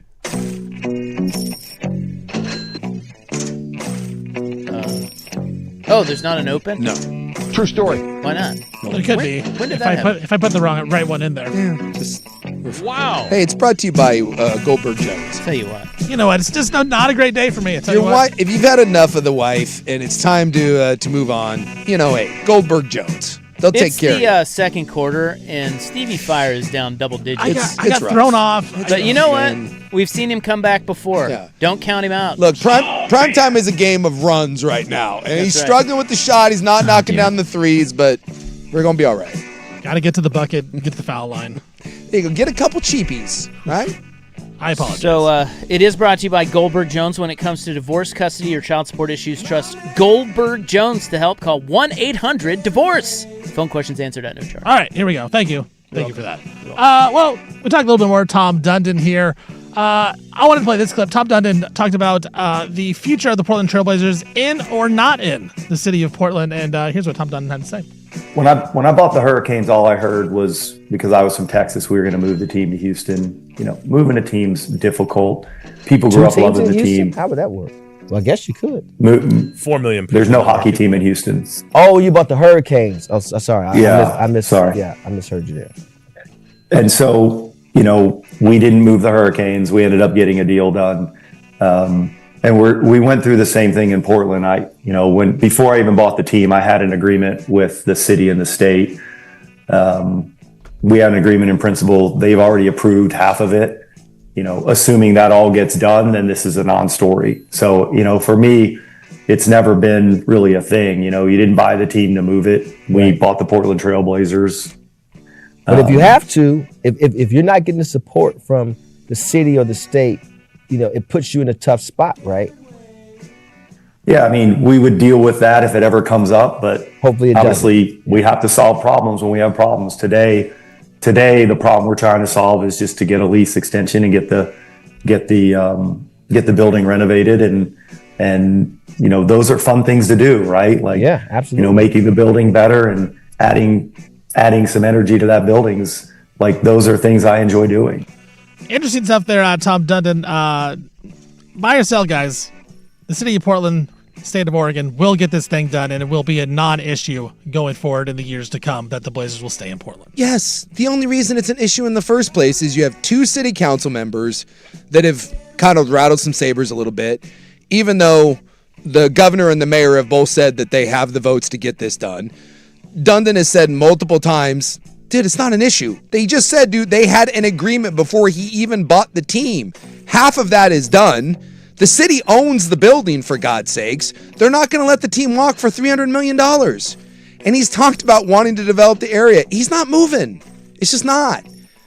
So the only reason this is an issue in the first place is, again, this goes back to the weird reason we've talked about, is somehow a bunch of media have decided to get together and start this weird, if it bleeds, it leads sort of thing, and have been spouting off about this. The Blazers aren't going anywhere, and this is not the Seattle Sonics when the Schultz, sold to Clay Bennett, and Clay Bennett had every intention of moving it. It's just not the same thing. Well, lock it up. I agree with Suk on this 100%. We've always been of the same opinion on this story. But I will say, it is Portland. They've been known to screw up things, and So there's maybe a 0.05% chance they screw this up and don't get it done. Yeah. And so if that's the case, what bothers me is look, I get people not having faith in Portland. What bothers me is that it's a very small chance even Portland can screw this up. And because they're down the road on this already. Yeah. And he's even saying, hey, they've been great. Yeah. So there's a very small chance, but they make it because there's a little sliver of chance. They prey on that fear. Yeah. And then there's a bunch of columns, and then all of a sudden everybody's freaking out when there's really nothing tangible to freak out about yet. No. If that happens, things may change. No. But yes, I would say that, there's a small percentage chance Portland screws it up because they screw everything up. But he said in this instance, they're not going to. Said the exact same thing happened in Carolina. Got it done. When he bought the team, he said that's why he brought in Portland investors, and an agreement was already done verbally to renovate the building, and it's already halfway there, and you have someone out there already saying on radio, 30% chance. Where do you get that number from?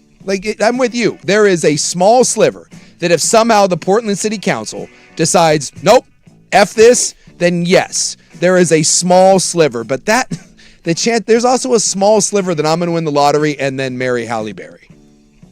Could happen. I'm just saying. Think she'd take me if I think she would take No. $1 billion? No offense. Oh, billionaire? Yeah. She definitely. She'd be fine with that. I got your back. I don't think anybody wants her anymore. I'll take her. That's my whole plan. She's a buy low candidate. Exactly. She's been divorced 8 times.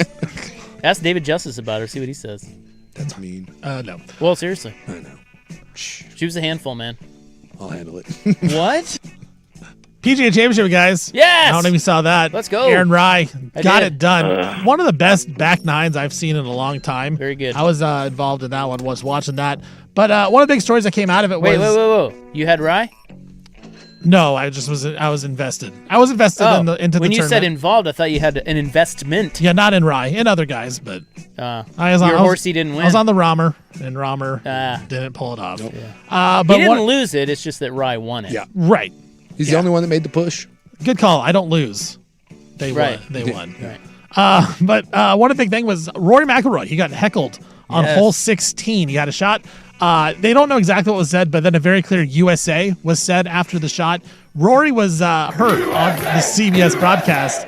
He yelled, "Shut the bleep up," to the fan. With the F word, Jason. Yeah. Yes. Tried to get the fan kicked out.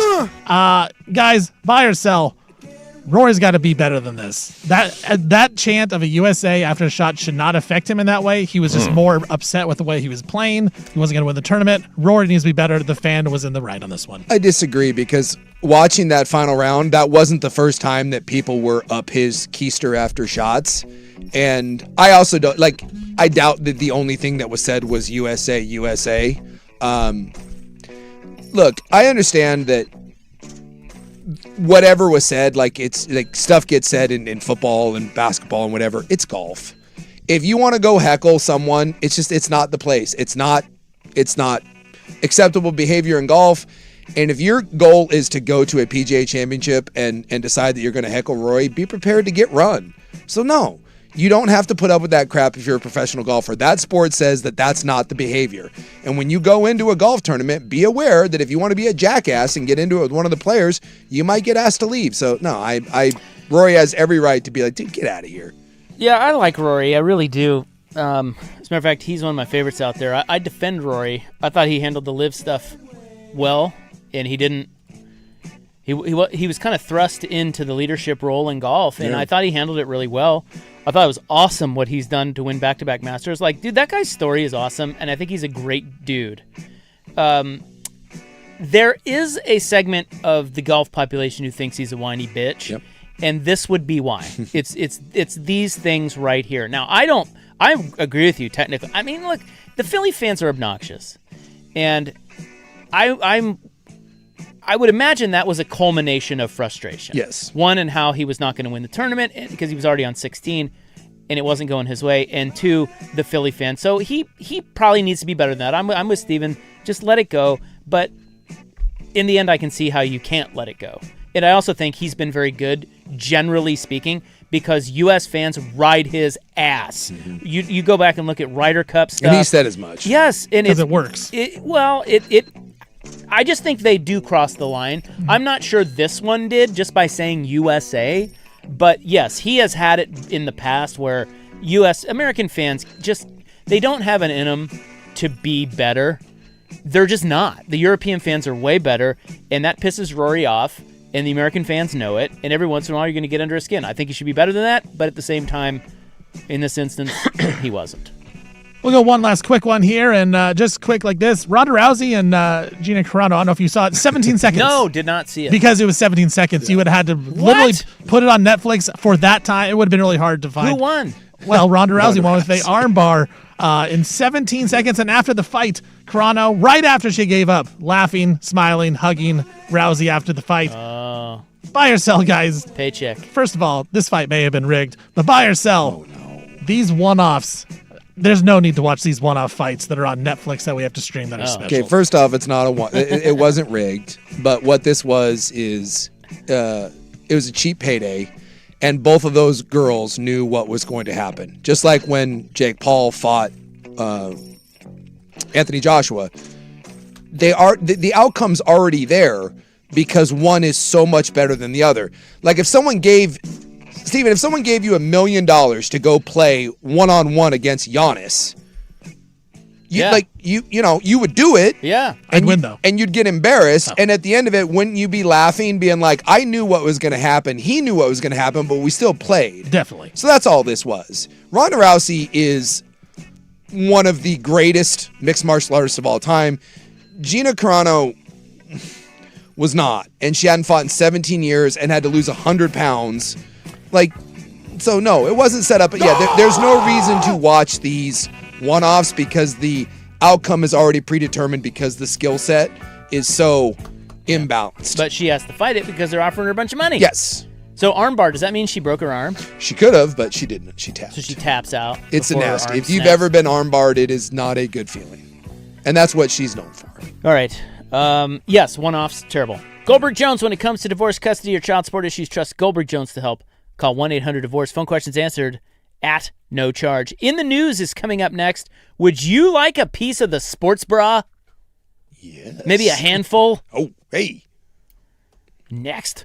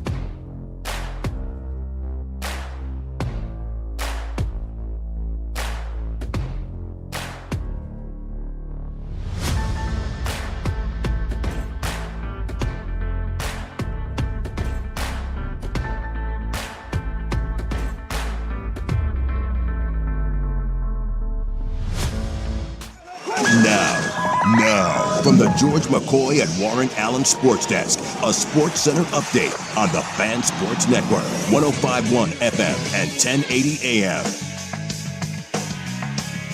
First on the Fan, really big sports night tonight for the playoffs. NHL playoffs, Game 7. Canadians taking on the Sabres. Puck drops here in just a couple of minutes. Winner takes on the Carolina Hurricanes. Western Conference playoffs, Game 1, San Antonio Spurs. They'll be in Oklahoma City taking on the Thunder. Thunder about a 6.5-point favorite in that one. And then Portland Fire tonight. They are at the Moda Center. They're taking on the Connecticut Sun. They are favored for the first time all season long right now. Fire 4.5-point favorites. New Orleans Pelicans, they have hired former Orlando Magic coach Jamal Mosley to be their next head coach. According to Adam Schefter, Nashville is expected to be named host of Super Bowl 64 in the year 2030. Aaron Rodgers, he signs a one-year deal worth up to $25 million to head back to the Pittsburgh Steelers. Texas Tech quarterback Brendan Sorsby, he filed an injunction today against the NCAA, hoping to become eligible to play in the 2026 season. I'm Stephen Vaughn from the George McCoy at Warren Allen Sports Desk. Don't call your mom. Call George McCoy at warrenallen.com.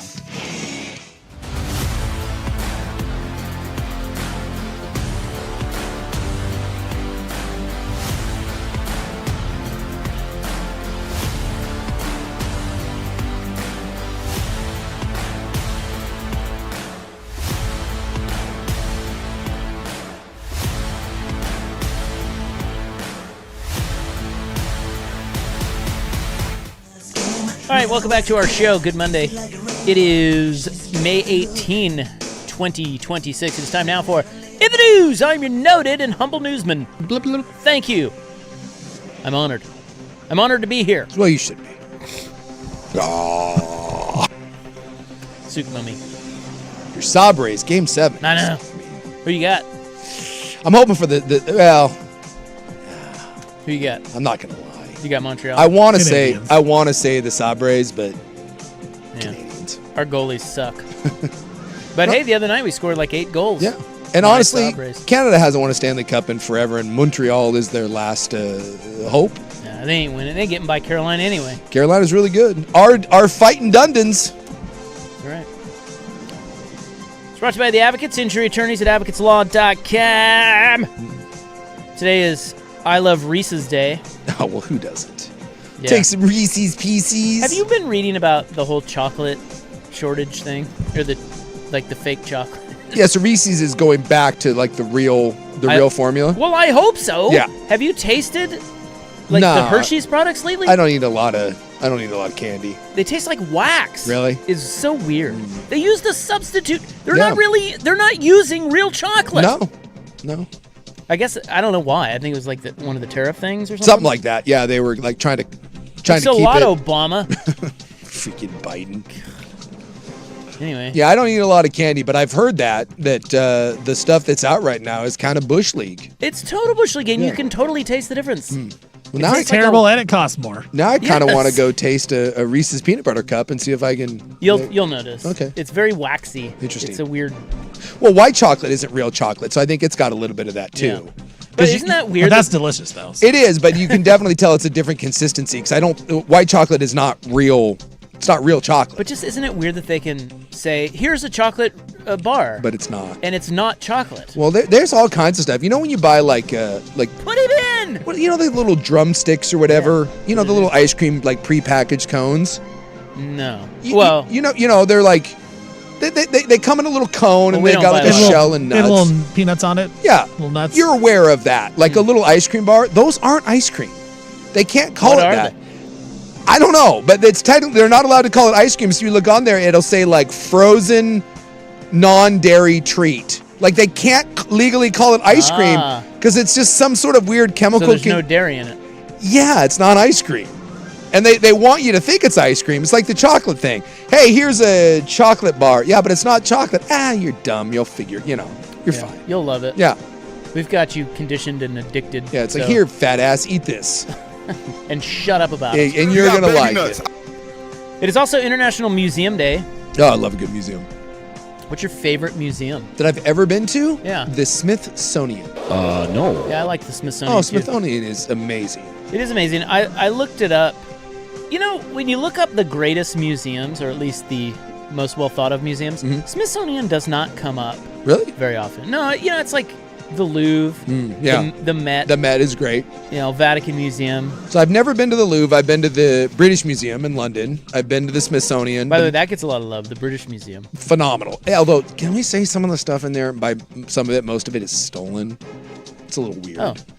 That whole British imperialism, it's like, Steal it back. It's like, Vatican. The Vatican's awesome. That's technically a museum. They've got their artifacts I mentioned there. that one. But the Smithsonian is like, it's not even in like the top 10 of hot museum lists. Can't write that. Well, maybe because it's more modern stuff. But, Yeah. when I went there, I remember, like, you get Lincoln's hat with, like, the bloodstain on it. But it also has, like, Archie Bunker's chair and Fonzie's leather jacket. And Ooh, cool. So there's people that probably poo-poo, like, the Fonz's jacket next to Lincoln's hat. But I thought it was awesome. Also, the Chicago Museum, the Natural History Museum in Chicago, that's the one with the T-Rex. That was the, Night Museum, the Ben Stiller one? I've been there. That is a phenomenal museum. Yeah, the Smithsonian has 21 museums and galleries, including the National Zoo. Yeah, so and I think that's why maybe it's like which Smithsonian. Sure. The one in D.C. is badass. Yes, and they rotate all the stuff too, so you get. Do they? Yeah, like you'll get. I guess underground in that thing, they've got. There's enough to run like 10 of those things because, like you said, then the pieces get spread out. I learned that in the documentary with Ben Stiller. I think that was a documentary. Fans of the sports bra can now get a piece of the action. All right. I've been looking to get a piece of the sports bra for years. You can become a part owner. The iconic Portland bar, shares? which opened in 2022 as the world's first venue dedicated exclusively to women's sports, launched a crowdfunding campaign Monday that allows anyone to own a piece of the business for as little as $250. This is like when you're like, you can buy a share of the Packers and you're basically just paying for a certificate. The campaign is named Own a Piece of the Bra. Gives community members a chance to become more than fans, says Jenny Nguyen, founder and CEO of the Sports Bra. This seems like just a way to as the bar make looks money. to expand Make money. to additional cities and open a second Portland location. The minimal investment, $250. The goal is to raise $1.2 million by Aug 4. According to the campaign's website, $43,106 has already been raised from 54 different investors. Okay, but what is buying two? Like, so I don't get a say. I don't know. That's By launching on Republic, we're giving our community members the chance to be more than fans. They are now owners. We are aligning ourselves with investors, big and small, who believe women's sports is one of the most undervalued opportunities in the market, and the Sports Bra is built to meet this moment. Hey, that's awesome. Love the Sports Bras killing it. Hope they do well. Just this kind of seems like a cheap way to just raise a few bucks, but hopefully if you invest in it, you get your money back times 10. So yeah, I mean, wouldn't the devil be in the details here? Like, sure. What am I signing? Yeah. What am I doing? Yeah. Do you have any? Do I have to when, sign something? When do you get your money back? Can you sell it anytime? Yeah, what's that about? I mean, it makes sense when a company goes public and you buy stock in it. There's a clear outline of that. You're just seems blindly like, hey, give me money and you own a piece of this. What is happening? So Renee Montgomery is an investor in the Sports Bra. Mm-hmm. She has been named, and she played. She's played in the WNBA. She's the part owner of the Atlanta Dream. Mm-hmm. She has been named strategic creative advisor for this business, and her quote is, "Women's sports is big business, and supporting through investment will yield returns. Sports is business. If you've been paying attention, it's easy to see how backing the Sports Bra is a winning move. If we continue to pour into each other, we can be both early investors and megaphones for startups that need an assist." Well, hey. That's all very vague. More power. That's the part that I'm a little confused about. You know? So is there a website I can go to read more and all that good stuff? No. Or how about this? I'll keep my money and I'll go to the Sports Bra and say, go Fire. Yeah, go fire. And thorns. But only win by 3 or less tonight. Please. Right. Fire. I like that. See, this is exciting night. This is the first night in our Fade the Fire bit where we actually can root for them cheer to for win. the fire. Yes. Just don't win by a lot. Yeah. Just a field goal. Keep it close. Just a field goal. Just a field goal. All right, what else? Oh, well, we get a break. Yeah. We're behind. Okay, coming up next. How many people do you think oppose using climate funds to renovate Moda Center? Guessing. 1, 2, 3, 4. Guess there'll be a bunch to that. 4 of them? Yeah. Oh, we'll get to that coming up next here on The News.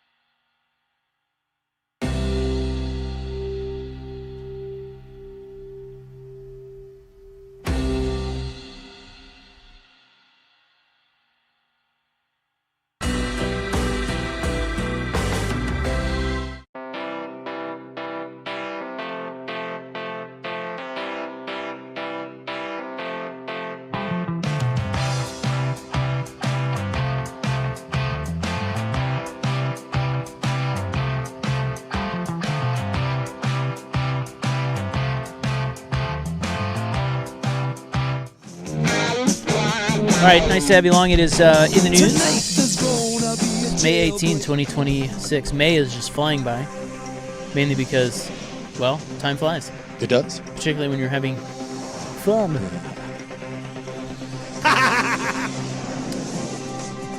Okay, so I asked you, how many people do you think oppose using climate funds to renovate Moda Center?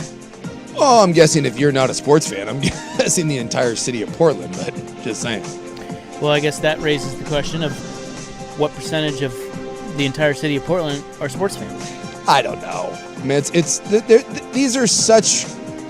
Okay, I'll just ask you this. There is a poll. Yeah. It was commissioned by the Oregonian. Okay. What percentage of voters oppose using $75 million in climate funds on an arena upgrade? Now, this is Portland. Portland. Again, I don't put much faith in polls, but I'll say 65, 70%. 55%. So oh, God. So you're looking about 50-50. That's actually better than I would have thought. So, I mean, look, I understand that there's... My Sabres suck. There's a lot of skeptical energy about this, but I would like to point out again, the city owns the building, and it's going to have to be renovated. They will get this renovation done. The governor and the mayor already said they have the votes to do it. This will get done. Well, the votes is not public, though. Like, that's the whole thing. Is like, who cares what percentage of voters oppose it? Yeah. It is not going to a vote. It does not need voter approval. No. And when you say vote, you're talking about city council. Votes. And this happens all the time. Anytime someone's talking about building a multi-billion-dollar stadium, well, this is only $600 million for renovation. There's always people that oppose it, and get all the studies about what sort of economic impact it has. And I get it. There'll be a lot of yelling and screaming about it, and people are going to say, Portland will never spend money on anything. I have no doubt in my mind that when push comes to shove, the city money, wherever it comes from, is going to go to the renovation of that building, which you own. So it just seems so obvious to me. Oh, is that a Dundon drop?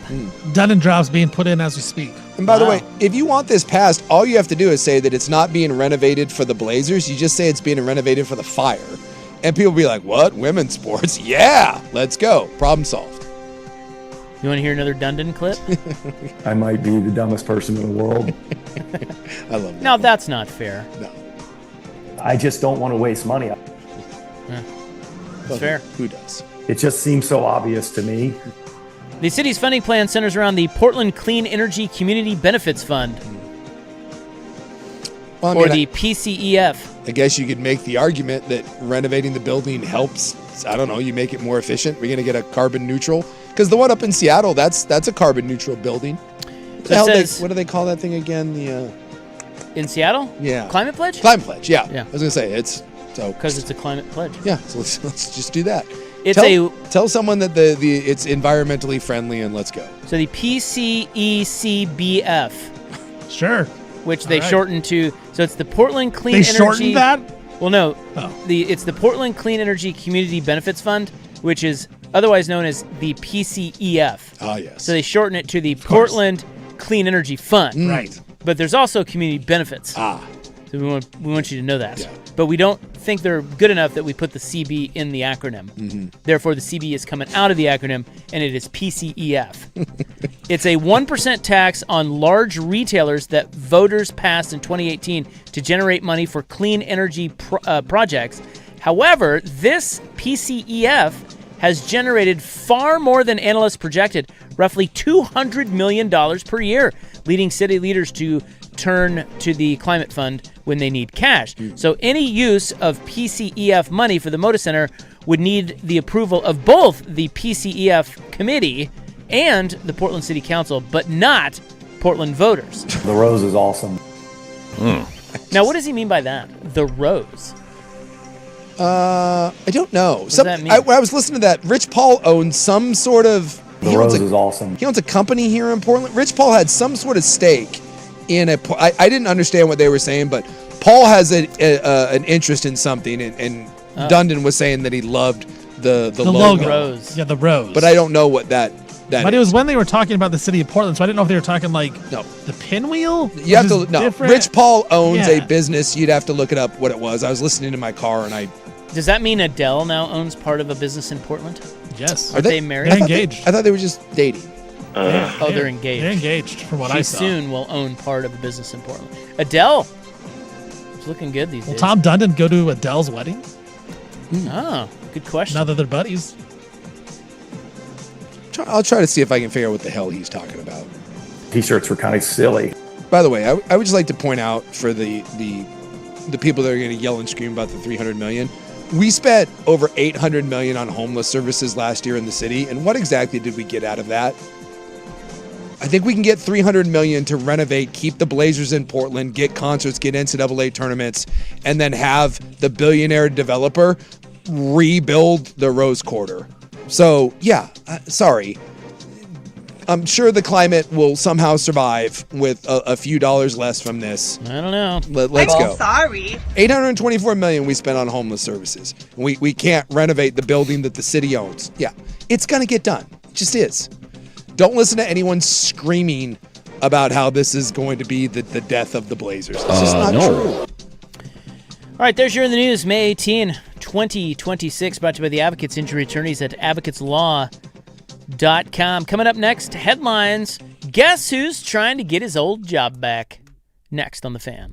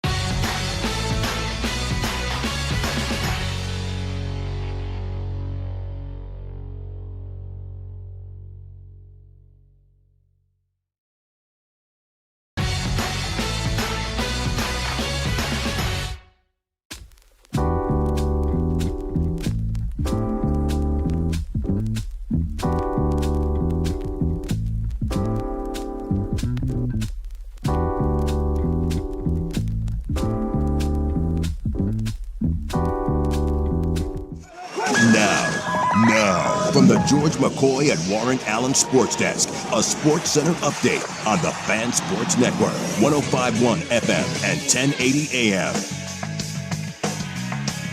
First on the Fan, big sports night tonight. NHL playoffs, Game 7. We got the Canadiens taking on the Sabres midway through the first period.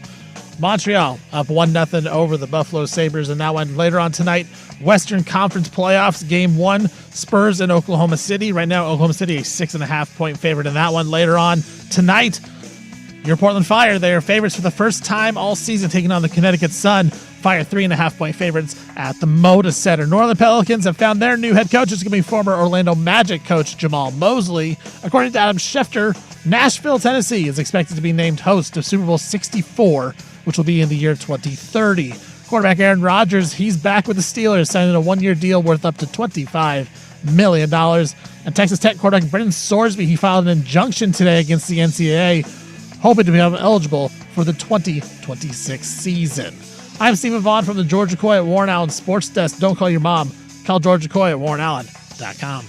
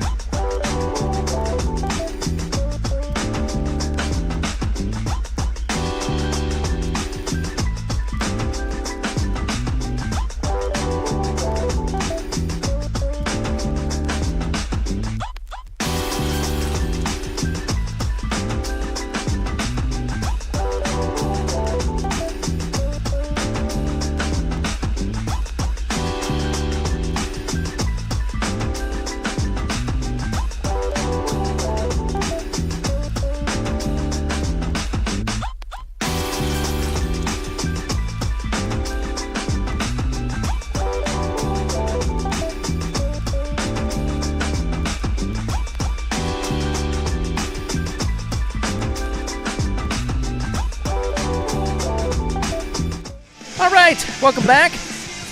Cute little Monday. Yeah, I figured out an answer to what the hell Rich Paul was talking about. Okay. So I went to Reddit because I too was confused when Dundon was complimenting Rich Paul on his Portland business. He said the rose looks good. The rose is awesome. Rich Paul was confused. He thought the Portland Fire are called the Portland Rose. The rose is awesome. He calls it the Portland Rose. So people were like, does he own a company called the Portland Rose? He does not.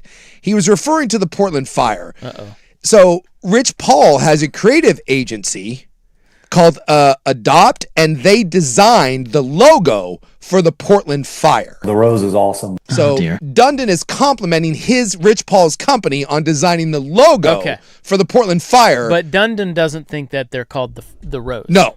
I might be the dumbest person in the world.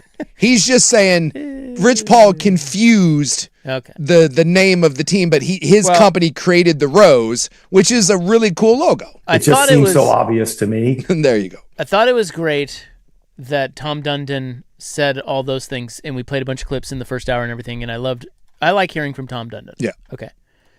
The thing that I didn't like, and it was pretty glaring, Max Kellerman and Rich Paul. Yeah, they wouldn't shut up. Let the man talk. Horrible podcast. Yeah. It was rough. Anyway, we had an answer because there were a bunch of people that were all confused about that part of it, and now everyone was confused. And maybe even some more so now. Hope you're having a nice little Monday. Beautiful day. We are your sportsmen. My name is Isaac. Hello. It's supposed to be great all week. Big Sukes right We're over done there. with the rain. It's gone away forever. I think this weekend we might touch 80 again. The new San Diego. Hey, we got a three-day weekend next weekend. Little Memorial Day. Did you guys know that? A little early. Normally it's around like the end of the month. It's going to be hot. Can't wait. Hot. Well, anyway. Blah, blah, blah. We got to get to my guy Rye Bread coming up here. That was pretty cool. So we'll get to that. And I find him extremely boring, but it was pretty cool to see it. And we got some NBA playoff talk here. Headlines. We do have Game 7 on the ice tonight. 1-0 right now. Montreal. Yeah. And My then Sabres don't look so great. It's but early, dude. It's first period. well, actually, I will say this: my keen hockey eye. And believe me, it is an astute eye that you have. You were right over there. Well, you're like. Oh, they scored. Wait. You're like 10 seconds in front of me. Oh, we have controversy. Anyway, I will say my keen hockey eye. They don't look bad. They gave up a goal. Yeah. They're losing, but they're being aggressive. Yes. There's a lot of intensity and there's a long way to go. And in game 7, this thing is going to get tense. I guarantee it. You guarantee it? Yes. Who are you, the Men's Warehouse guy? He got fired. I think he got me too'd. So canceled. I do not want to be. What was his name? Was it Cy? Was it Cy? No, that was the hair club guy. I don't know. The Men's Warehouse guy, he's problematic. I'm Tom Shane. Hey, Tom Shane was a man of integrity. I guess the Men's Warehouse guy, he got a little handsy. Well, can't do that. It's what everyone did in the 90s. Boy, I'll tell you what, it sure seems like that, It right? really seems that way. And if that was like in the 90s, imagine George Zimmer. George Zimmer. I'm George Zimmer. Yeah. And I like the way you're going to look. But I'm also going to guarantee. No. He says you're going to like the way you look. I guarantee. I guarantee. I also guarantee that I'm going to be inappropriate with 7 different ladies this week. Yeah, imagine if that was like in the 90s. Imagine like the Don Draper days, like the 50s, 60s, 70s. My God. There's a reason why women didn't work. I don't think they could. It's like going into a hornet's nest. You know, that guy, he didn't skip a beat. I'm reading up on George Zimmer here. Yeah. He is currently the chairman and CEO and founder of Generation Tux, an online suit and tuxedo rental platform. Oh. Following his abrupt ouster from Men's Warehouse in 2013, he launched this digital-first venture and another platform called Z Tailors, while also authoring a book called I Guarantee It, the untold story behind the founder of Men's Warehouse. Oh. All right, the guy's then. kicking some serious ass. So he got me too'd and bounced back. Where were we? Yeah, so there's a hockey game tonight. There is. Kind of cool. It's a basketball game tonight, too. Yeah, so we've got the Final Four in the NBA. It's finally set. It's about time. We've got Spurs Thunder tonight at 5:30. Yes, 20 minutes. Game 1. Oklahoma City favored in the series minus 265. That means you have to bet $265 to win $100 on Oklahoma City to win the series. So they are a heavy favorite. I got 6.5 tonight, and I gobbled. New York is playing Cleveland. New York with home court. Also minus 265. So they are saying, the odds makers are saying that there is an equal chance the Knicks beat the Cavs as there is to the Thunder beating the Spurs. See, and I don't get that. I really don't. I don't either, because I think Cleveland could bite the Knicks. Yeah. By the way, can we also talk about the fact that James Harden was as James Harden-y as ever? 2 for 10. And yet it didn't matter. By the way, 2-0 Canadians. And it didn't matter. That might be the worst performance you've ever seen from a superstar, and yet it didn't matter. I mean, and it wasn't even close. They blew him out. You imagine the absolute hell that would have come down on Harden if he had performed like that and they lost? He should buy every one of his teammates. Well, he should buy every one of them a gift. We did predict it. I think we talked about this on Friday, that if it goes to Game 7, Harden will go 2 for 10. Yes, and he did. And he did. And it didn't matter. They still blew him out. So I think Knicks Cavs starts tomorrow. They start tomorrow, yeah. Can you name who led the Knicks in scoring in the last conference final series that they won? Oh, God. Are we going like a John Starks sort of situation? Not a bad guess. Okay. No. But it's not right. It's not right. Idiot. Oh, God. I'm trying to think. Allen Houston. Oh, that's good. Nailed it. Yeah. You got it. Yeah, because they made the finals in the shortened season. As an 8 seed, they played the Spurs. Oh. Look at you. Boy, that is good. Sprewell, Houston. Hot Knicks knowledge. Hey. Jesse, SGA went back-to-back MVPs. That was next on my list to report to the people. Look at you. Great minds think alike. Yeah. 14th in history to go back-to-back. Dude, that guy has quietly, and I do mean this, he has quietly put together, if he, whatever happens, he's a Hall of Famer. Back-to-back MVPs, rarefied air, already won an NBA title. Like, we make Kobe a deity. Dude, SGA is on a much greater path than Kobe was. I mean, and we don't, I don't know. Maybe it's just the style and the foul merchant thing, but we just don't talk about SGA. Imagine if Anthony Edwards or if Ja had done this, or God, like if Lillard when he was in the league, kicking ass when he was younger. How old is SGA? Is he 20, 25, 26, something like that? He is 27. Okay, so just turned 27. He'll be 28 in July. Okay, so 27, back-to-back MVPs, NBA title, odds-on favorite to do it again, and yet I don't think he just doesn't get talked about. He's putting up numbers that no one has since Jordan. No, and we don't talk about him the way we do the other great players. I mean, he is in rarefied air at this point. I do think it's a little bit of what you said, though. He's not as exciting as Anthony Edwards. Yeah. He's not as polarizing as Kobe. He does it in the mid-range. He doesn't shoot a bunch of threes like Steph. He is just the most. He's the most efficient player I've ever seen. Yeah, he shoots 55% as a point guard. Yeah, that's wild stuff. Yeah, I've never seen him miss. He's averaging 31, 4, and almost 7 in these playoffs. Yeah, he's awesome. And now we get against the Spurs. I think if he slays Wemby, because there's gonna be a lot of eyes on this series because of 100%. Wemby. If he gets this one, if he gets another one, with back-to-back MVPs, I think he'll start to get the flowers. He should. You see, he gave the gifts he gave the teammates. Yeah, that's nice. Nice little trench coat. Well, I thought originally he was just doing the golf clubs. Cool watch. And I was about to do the. Was it a little zesty? It was a little. Well, it was gift baskets. So they got PXG, right? Custom fitted clubs, and then they got the Burberry trench coat, and looked like there was some like cologne and all that, and then they got the Rolex. Yeah. So that's nice. All from SGA. Yeah. Yeah. And I'll tell you what, they were like kids in a candy store, those guys. Yeah. Jalen Williams like, I love this time of year. Dude, rich dudes love free stuff. Maybe more than like poor people. Tom Tupa, I'm looking right at you. Got my Michelob Ultra joints. What's Chet going to do with his Michelob Ultra joints in that trench coat? I just don't want to waste money. By the way, do you have to get how do you get a trench coat to fit Chet? Well, it didn't. I don't know if you saw it.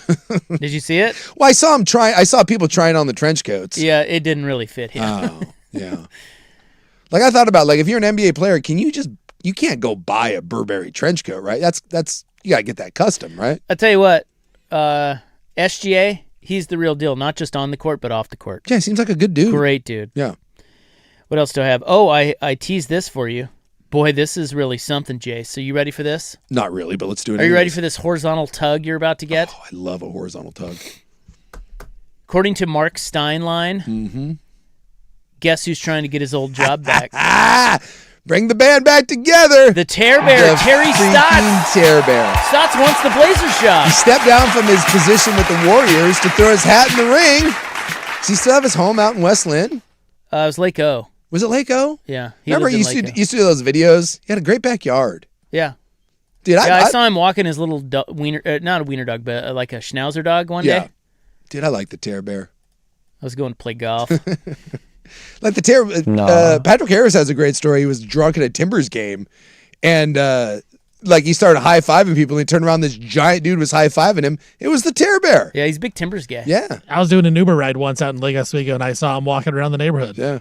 Look at that. Hey, I'm pro. I have no idea where they're going to go with this. It sounds like they're kind of narrowing it down. Jared Dudley, who's the Timberwolves assistant? Is it Nori? Is that Tony's son? Yeah. What's his first name? Is it Mike? Mike Nori? No. Who are you talking about? There's Tony's son. Way to pay attention. Well, the Timberwolves I don't know who the Timberwolves assistants are. Well, I thought you might have read. No. So it sounds. It is Micah. Yeah, Micah Nori, who's an assistant from the Timberwolves. Boo. We got Jared Dudley, bad hire, former NBA player, now an assistant. Bad hire. And it feels like the Tear Bear now throwing his hat in the ring. Love that hire. I have no idea where you go with any of this, but I'll tell you, if you brought Terry Stotts back, who's a really good offensive coach, on a team that God knows they need some offensive punch, I'd be on board with that. It doesn't seem like a Tom Dundon move, though. That's like moving backwards, right? Like he's all about moving forward with this whole franchise. Yeah. You go get Tear Bear, you bring back Damian Lillard. Are we just running back to 2012 Portland Trailblazers? Well, the Tear Bear is going to want his free bring lunches. Back CJ McCollum. Is LaMarcus still available? Don't you think he's going to want he's friends with LaMarcus. Robin Lopez probably still plays somewhere. The Terry's going to want it the Paul Allen way, and he's not going to get it that way. Yeah. So that may be a problem. Yeah. Well, I just like that we're getting some Tear Bear rumors. I enjoyed what Terry Well, Stotts it's not a brought to rumor. the- I No, think he it's- said he wants I it. want the job. Yes. Which is kind of a kiss of death, isn't it? Probably. Typically. Yeah. When you have to like remind people that you're out. Hey, what about me? It does feel like that they're going to go in the unproven, get the young guy and go with that. But if they go with Terry's, all I'm saying is I think you could do worse than bringing in Terry Stotts. I thought Terry Stotts was a good NBA coach. You could do worse, but that is never a ringing endorsement. No, I think you could do a lot better. I don't know. I find Okay. I find NBA coaches. What is anybody going to do with this current roster? That's my whole point. They're going to win 42 games. Can a really good NBA coach take a bad team and make them mediocre? Sure. And can a really good NBA coach take a mediocre team and make them solid? Yeah.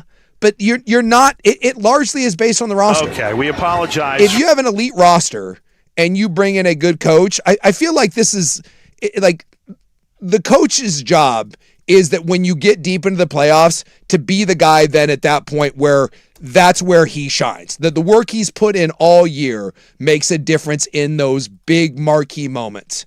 But if you don't have the roster to get there, whether it's Jared Dudley or the Tear Bear, whoever, unless something changed with this roster, it doesn't matter. It's like the Thiago Splitter thing. Thiago Splitter was fine. And, he took what he had, and I'm guessing that whoever your coach was, that was about where this team was going. So, I'm more concerned about what does Joe Cronin do? I'm assuming Cronin at this point keeps his job. You haven't heard anything to the contrary. So what do they do in the offseason? What do they do with the roster? And then the coach after that, and you can figure it out. Yeah, all right. Well, what else was I going to tell you? I don't know. Another hot headline. Oh, Aaron Rodgers is back. Oh, God. Rodgers. Why do we... I'll look this up. Because he's Rodgers. Yeah, he sucks. He's not good. I will pull this up. He's not great. No, he's not. No, there's a He's not difference. great. He's bad. I am going to bring this. Yes. You think he's a bad quarterback now? Yes. Give me a second here.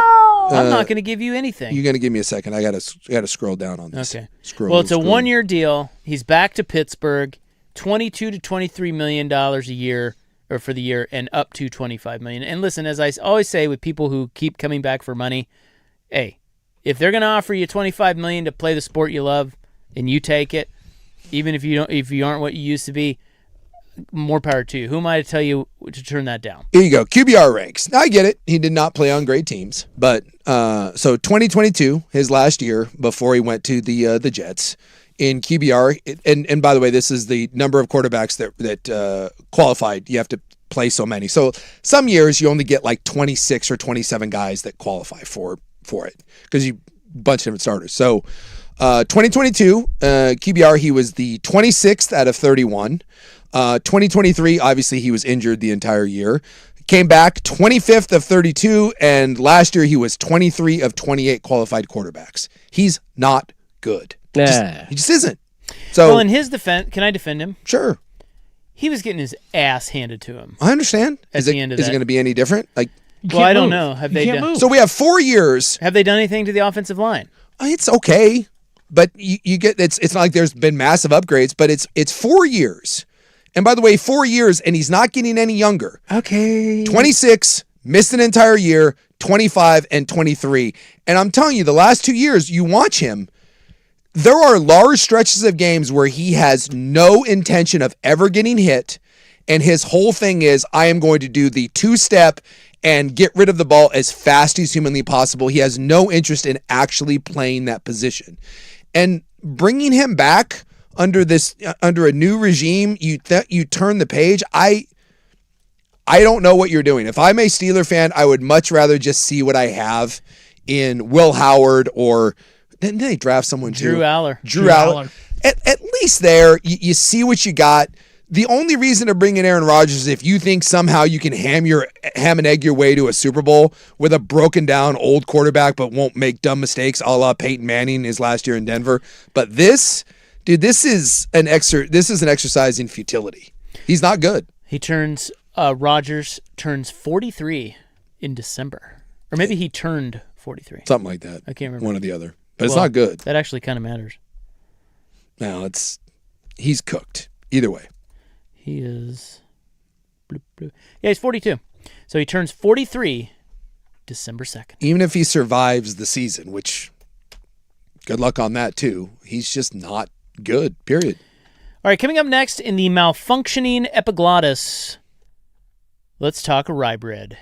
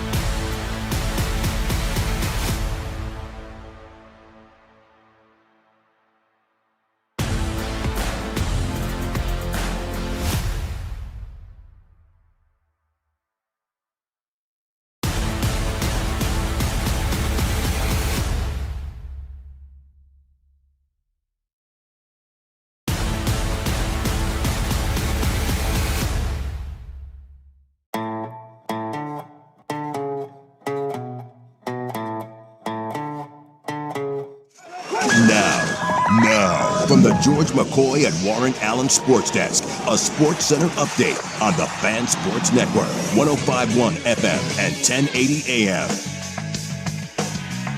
First on the Fan, good little sports night tonight. Game 7 in the NHL. Canadiens taking on the Sabres right now.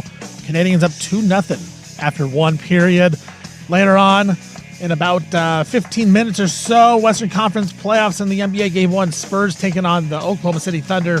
Thunder's 6.5-point favorites at home. And then the nightcap at 7 o'clock, Fire take on the Connecticut Sun from the Motor Center. Portland Fire favored for the first time this season. New Orleans Pelicans, they have hired former Magic head coach Jamal Mosley to be their next head man. According to Adam Schefter, Nashville is expected to be named the host of the Super Bowl 64 in the year 2030. Quarterback Aaron Rodgers signs a one-year deal worth up to $25 million with the Pittsburgh Steelers. Texas Tech quarterback Brendan Sorsby, he filed an injunction today against the NCAA, hoping to become eligible for the 2026 season. He claimed that he offered to accept a 2-game suspension based on completing his residential treatment for gambling addiction. I'm Stephen Vaughn from the George McCoy at Warren Allen Sports Desk. Don't call your mom. Call George McCoy at warrenallen.com.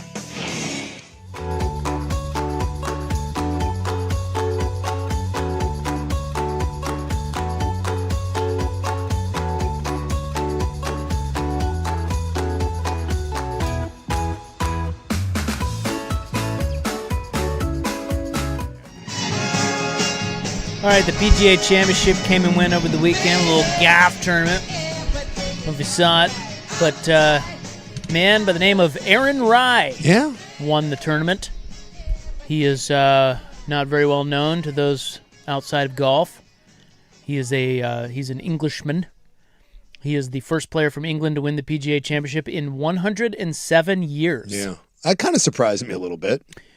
Yeah, only one other Englishman's won it. It was like in the I don't know, do the math. It was a long time ago.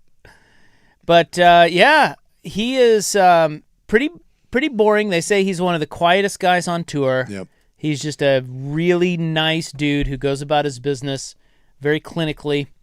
And a lot of folks now saying, well, the course was kind of perfect for him. But, look, going into the back nine, or actually going into the ninth hole, he was not in position to win that golf tournament. No. There were so many big names in position to win that golf tournament. And he's the only one. Yeah. I mean, Justin Thomas earlier in the day Yeah. put up a big number, so he was at 5 under, but he was done 3 hours early. Yeah. But there were plenty of guys from Rahm, Oberg, Rory, who is it Schmidt, the big German? Every one of those guys were within striking distance. Smalley. And not one person made a push. Nope. Except for Rai. Rai was the only one that made a push to distance himself, including that 60-whatever foot putt. 68. Which was just insane. And had he not made that, there might have been some drama in those final 2 holes, but he sunk that, and it took all the drama out of it. And that was an awesome clutch performance. I kept waiting for him to smile. He seemed beyond miserable. Even after he won, it was like, dude, it's okay, man. You can relax. Yeah, he's not, again, this is like shades of J.J. Spawn winning. Yeah. It's like, but. Did you read some of the things about him? Well, I've got some audio here I'm going to play. Okay. Because I think people in golf know of his story. And we've talked about it here on the show before, but you may have forgotten that this is who we were talking about. Remember one time we were talking about iron covers? Yeah, that was him. That's him. And, of course, there isn't anybody who is even remotely into golf that thinks iron covers are a good thing. If I see you with iron covers, I immediately think that you either A, don't know what you're doing, or B, you're just a douche. Well, you will never look at iron covers the same after hearing why Aaron Rai, to this day, still has them. I mean, I grew up in very much a working class family, and golf has always been a very expensive game. And I started from the age of 4 years old, and my dad used to pay for my equipment, pay for my membership, pay for my entry fees, and it wasn't money that we really had, to be honest.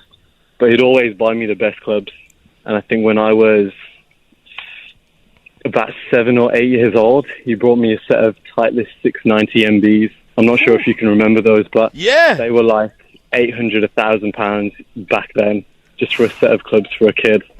and I cherish them.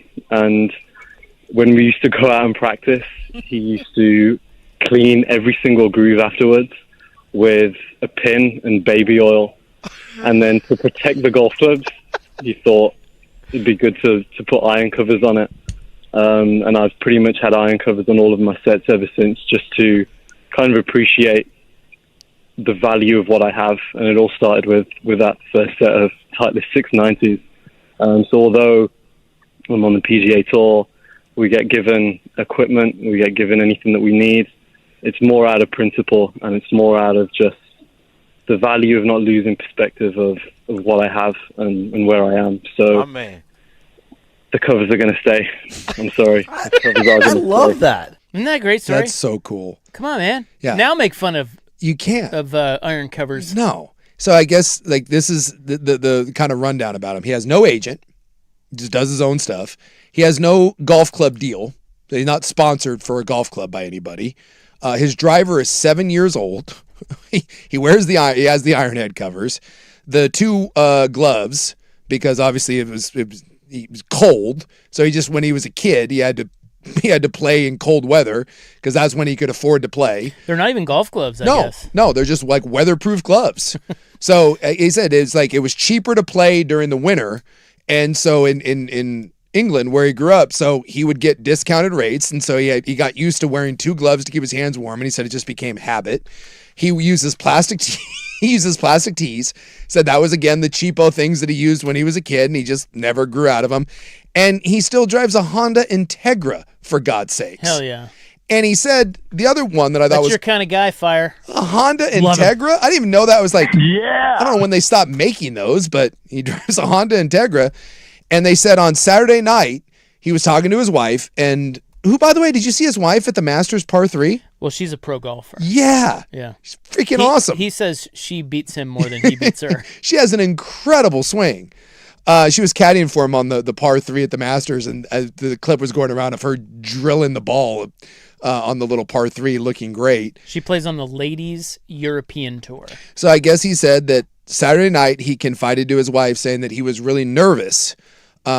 Not because he didn't think he could win. He said if he won, he thought it would change their life so much, and he was worried about that, the things that would come along with it. That just seems like that's the nicest, most humble, normal dude on the planet. Yep. And he just won, what, almost $5 million? I think they said 3.8. Oh, I thought it was 4. I thought it was 4.8. I think it was 3.8, but maybe more, thanks to Liv. Well, I know that the purse total was right around $20 million. Well, anyway, he's I don't know how you couldn't like the guy. Yeah. Once again, a really likable Englishman, much like Tommy Fleetwood. All the Englishmen are really nice and cool, and all the Americans are a bunch of douchebags. You were right, by the way. 3-7. I thought it was 4. Well, and then the Philly fans, I know. It was really bothersome. I don't know if you caught it, but there were a lot of times when guys would miss a putt or they'd come up short, and you had to listen to a Philly fan go, I'm like, really? You came to the PGA Championship to heckle? What a douchey move, Philadelphia. So the U.S. Open is at Shinnecock? Yeah. So you're going to get New York, bro, for that one? So I'm warning you now. But they're all kind of the same. Like, between Boston, Philly, and New York, they're all just different archetypes of the same sort of ilk. Yeah, and they're all, like, do you think there's any city that could host a major where the fans would actually be good and funny and awesome like the European fans? You know? Seattle. Yeah, I'm trying to think, like, you know, Would they? when he had it up in Seattle, or, you know, so I could see San Francisco, like they had it at Olympic. I really think that's more of I don't think the South would have that. I think that's more of a Northeast. It's an East Coast thing? That's an East Coast edge. I think if you had this in the Carolinas, I think you had this down south somewhere. I think you had it on the West Coast. I don't think you're getting that. Yeah, we just were at Pinehurst a couple years ago? Yeah. With DeChambeau. Was it a problem there? I don't think so. Look, it was alarming to me how many times I heard a heckle coming from the crowd. Not at least say they were waiting until the shot was over, but it wasn't just a few times. No, it was horrible. And every time I just thought to myself, man, what about? I just don't get it. It makes no sense. Like, what is funny about yelling, "Give me back my son" for the 130th time? What's like? People think that's cool. I guess. Also, can we talk about? I'd never heard of that golf course before. Am I the only one that seemed like there were 8 people there? You're so right. It was so strange. They did an aerial, like coming back from breaks and stuff. Yeah. And it almost looked like it was a practice round day. Yeah. Like there was no one out there. No. It was so weird. Like Rye was playing on, I think it was on. It was on the back 9, and it looked like there's nobody there. No. Well, to be fair, nobody really wanted. Like I was at the U.S. Open at Torrey Pines, and the leader at the time was Louis Oosthuizen. Yeah. This is like on 16. He was leading the tournament. And my buddy and I were watching Louis Oosthuizen. There was no one there. Huh. He was leading. You know where everyone was? They were up on 18 watching John Rahm sink the winning putt. But I didn't see. But so that's what it was. Is a lot of the guys. I mean, you had Rory. Yeah. Rory had a huge gallery. Rahm, I'm sure, had a huge gallery. Maybe that's what it was. Scheffler had a huge gallery. I just noticed a couple times towards the back there that the guys were teeing off, and it felt like there were 7 to 8 people at the tee box, and it just was weird to see. Every aerial they pulled up, and the course didn't really look nice. Every time they did the aerial, you were like, is this like some muni somewhere? Yeah, I think it's strange. So I know that you don't like the PGA Championship, as much as other majors, and I get that. I just feel like I feel like the course matters more than the tournament. Mm-hmm. This is why the Masters is always great. Yeah. Because of the golf course. Yeah. And the Open Championship over across the pond, they get it right most of the time. Yes. They rarely have duds. They have really interesting golf courses that Portrush and places like that. They're places that challenge they make it exciting for TV and challenge the players. I feel like Aronimink, whatever they called it. Yeah. Didn't really do that. Like I was surprised it was as good as it was down the stretch because it was a little bit of a snooze fest all week. Yeah. Because nobody was making any putts. Nope. Like you can't. Like Scheffler said, you couldn't even get close to the hole. No. So 70-footer from Aaron Rai on 17 was an anomaly. Like nobody was making putts. No. So it was kind of like hit green and par. Yep. Hit the fairway, hit the green, and 2 putt for par. It was very unexciting. And I think that people will blame that on, PGA Championship. No, it was just that particular golf course for this PGA Championship. You know what I'm saying? Sure. Like when Phil won he beat Brooks Koepka out at Kiowa Island, dude, it was awesome. And most of that was because that course is a wild ride. Yeah. And you want birdies, you want blow-up holes, you want opportunities for him. And that one it just felt the whole weekend watching it, it just felt. It felt like a U.S. Open. But without the gravitas of the U.S. Open, it just felt weird. I watched the Players Championship this year, where so that's another one. The Players Championship is better. Yes, because it's at Sawgrass. Yes, and they played at the same place every year. We all know the course, and that course is fantastic for tournament golf. Yeah. It's really exciting coming down the stretch because of those particular holes. Watching Cam Young win the Players was way more exciting than the final round at the wherever this was. Well, right, and what I'm saying is most of that is the golf course. Yeah. Some of it is who the horsies are at the top of the leaderboard. Sure, but hey, there was a decent leaderboard though. Oh my God, not decent. It was great. Yeah. I mean, every top player was kind of in the hunt. Even Scottie Scheffler was hanging around. So it's weird that Rai beat them all. But he earned it. He had what did he shoot on the back 9? 32? Did he have? Because he had the eagle on 9. He had the eagle and then maybe 3 or 4 birdies. He was great. He was absolutely great. Yeah, but the eagle was on the front. So I think he went. I'll take a look. Because I remember seeing the scorecard and when they showed it on the and you're like, that's quite impressive. Yeah, I think he maybe shot 32 on the back. Anyway, a deserving champion. Rye guy. And by all accounts, one of the nicest human beings. Yeah. Good dude. Yes. He had... don't win again, please. He had 4 birdies.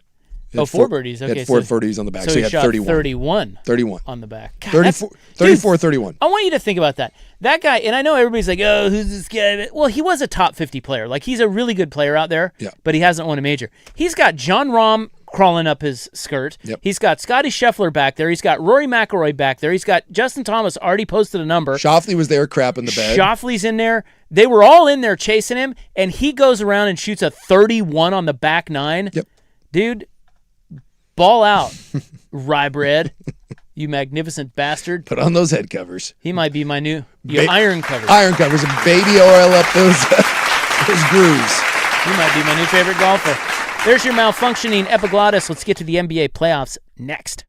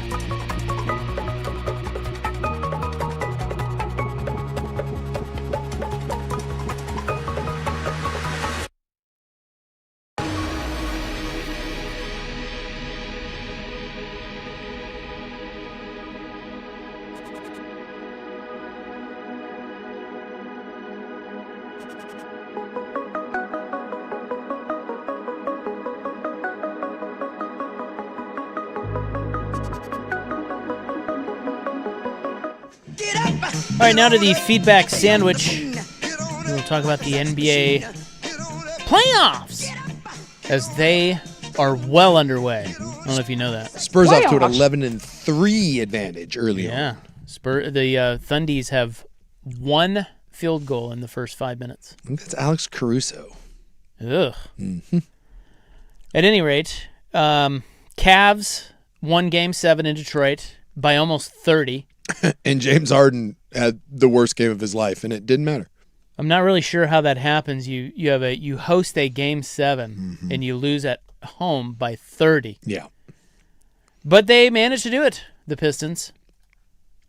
The idea that you lost at home to the Cavs with James Harden playing 36 minutes and going 2 of 10 and 0 for 6 from behind the arc is just, I mean, you want to talk about shocking incompetence. First off, how much money did Jalen Duren cost himself during this playoff run?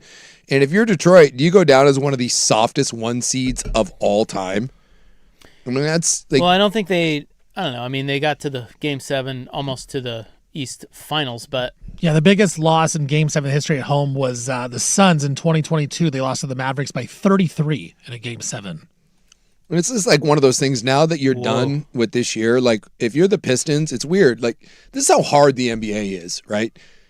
You've built this team, you've let it grow, it's young, you've kind of matured, you're the 1 seed, and you realize that you are still miles away from winning anything. And now you have to make some serious decisions in the offseason about what you want to go do and who you want to pay. The regular season and postseason in basketball, I think, is different, more different than any other sport. Yeah. Like, it's 2 completely different games. You get exposed. Trailblazers got exposed for not being able to shoot. They would lose every game. They score 90 points in games in the regular season. They're getting 110, 120.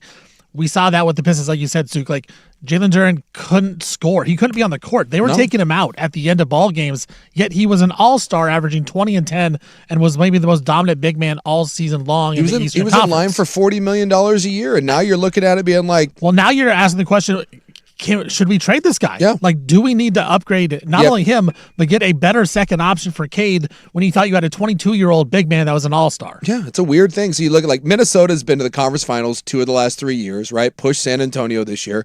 And they're now having to take a look at it and be like, what do we do? Like, how do we get over the hump? How do we get over the hump? And are we really that close? Detroit's the 1 seed. And this is, I'm not making an excuse for anyone, but it's like when you see what Portland's kind of trying to go through here and build it, it's really, really hard to get to the top of the mountain, especially like in the NBA now in the West. When you look at what San Antonio and Oklahoma City are doing, neither one of these teams is going anywhere for a while. And this is the year to get the Spurs. This is going to be a mother bear coming up. Even the Nuggets, who already won an NBA title, the Nuggets are having to take restock of things and be like, all right, well, we won our one. Well, what do we do? Milwaukee won one a couple years ago, and now they're in the throes of whatever the hell is going to happen in the offseason. The NBA, man, it you rise and fall real quick. And just even getting there, even getting to sniff it is really hard. Yeah, the Pistons, they're saying that was the 3rd largest playoff loss by a 60-win team all time. Oof. Because that team did win 60. Yeah. Most consecutive Game 7 wins in NBA history. You know who holds the record for that? Most consecutive Game 7s? Yeah, franchise. Maybe the Celtics back in the day? Yeah, the old 50s and 60s Celtics, 10. But the Cavs' current win streak is 6. Really? That is second most all time. They've won 6 straight Game 7s. And does anyone actually think Cleveland's good, though? Like, I think they got a shot in this series. I do, too. Good? Yeah, they're good. I think we're just comparing them to Wemby and Oklahoma City. And It's definitely the JV in the Eastern Conference. It certainly feels that way. Like, exactly. we're watching the NBA Finals in the Western Conference. I don't think the Knicks or the Cavs have a chance, but I do think the Cavs have a chance to beat the Knicks. The Knicks are getting a little overhyped because they're New York. People love that, just love rooting for the Knicks. They playing and those last handful of games were just... They are, but they should not be this big of favorites over Cleveland. Yeah, that is. Yeah, they're as big a favorite over Cleveland as Oklahoma City is over San Antonio. And I think that's false. I think now it's a big if. Cleveland needs James Harden to play well. if he plays well, Cleveland is just as good, if not better, than New York. Yeah, it seems like they would have more firepower. Yes. Than New York. Yeah, well, you're asking James. You're Harden. asking James. You're asking James Harden to play good. But I would say that Donovan Mitchell is just as good as Jalen Brunson, and Mitchell's one of the best playoff performers in this generation. Like, he's that good. Spurs Thunder underway, 12-7 now. The comeback is on. And all the points for Oklahoma City so far are by Alex Caruso. He cannot be stopped. I'm fine with Oklahoma City winning, but if you could win by less than 6.5, that'd be perfect. Great. You know, this is kind of Bulls Jazz, even though obviously I'm not comparing either team to one or the other. Sure. They're saying this is the first playoff series between 62 plus win teams. Yeah. Since Bulls Jazz of 1998, the finals of 1998. Yeah. I mean, this doesn't happen. No. And the fact is, like I said, for the foreseeable future, it feels like this is what the Western Conference Finals, aka it's a budding rivalry. Yes, I'm excited for this, and I'm surprised that more people aren't giving San Antonio a better chance here. They were better than them in the regular season. J-Dub is back, but he clearly isn't healthy. They cleared him for game one. We'll see if he does anything. And I know San Antonio's been a little up and down. They've had their moments of maybe immaturity. I still contend when San Antonio mashes the gas pedal and you see what their best is, I think that's the best team in the NBA when they're playing that way. And they were flat out better than Oklahoma City this year when they played head-to-head, period. And I get championship matters and SGA is great and all that. I'm not taking anything away from the Thunder, nor would I be surprised if Oklahoma City won this. But it just feels like we're not really giving San Antonio the amount of respect that you said. It's a 62-win team, for God's sakes. This is really... With a really special player. Yes. That no one... And a couple young guys... I've never seen before. Yeah, we've never seen anything like this guy. And a couple young guys that seem to be growing up before our very eyes. We do this in the NBA, though. We didn't think... We loved Giannis, but we didn't give the Bucks... Like, nobody picked the Bucks until they won the title. Same thing with Oklahoma City last year, with... right? Yeah. Well, it's the same thing with Jokic. Yeah. We love Jokic, but it's like, I don't know. You know, you had to see Denver win a title to really get their flowers. Yeah. And I think it's going to be the same with Wemby here. Because I do remember last year going into it, people said the same thing about Oklahoma City. And then they won the whole thing. You're like, oh, I'll shut up now. Because this last series with the Spurs, there were some youth cracks against the Timberwolves where you thought, okay, like if that's Oklahoma City, they're not going to miss that. They'll take advantage. They're not going to miss that. Where, you know, we don't see that with OKC. They don't have mistakes anymore. No. So, well, I mean, you're right, Zook. Like if San Antonio is on their game, I think that they're better. But you can't mess up against the Thunder because the Thunder will capitalize and just go on a huge run that will end the game just like that. That is the thing about them. They kill you quickly. Yep. Dude, real quick. They can look dead in the water and they win by 20. Yeah. They did that to the Lakers at least twice where it's like tied at halftime or they're down. Yes. And then the third quarter they're up by 15-20. And it's just like that. I don't even know what happened. All right.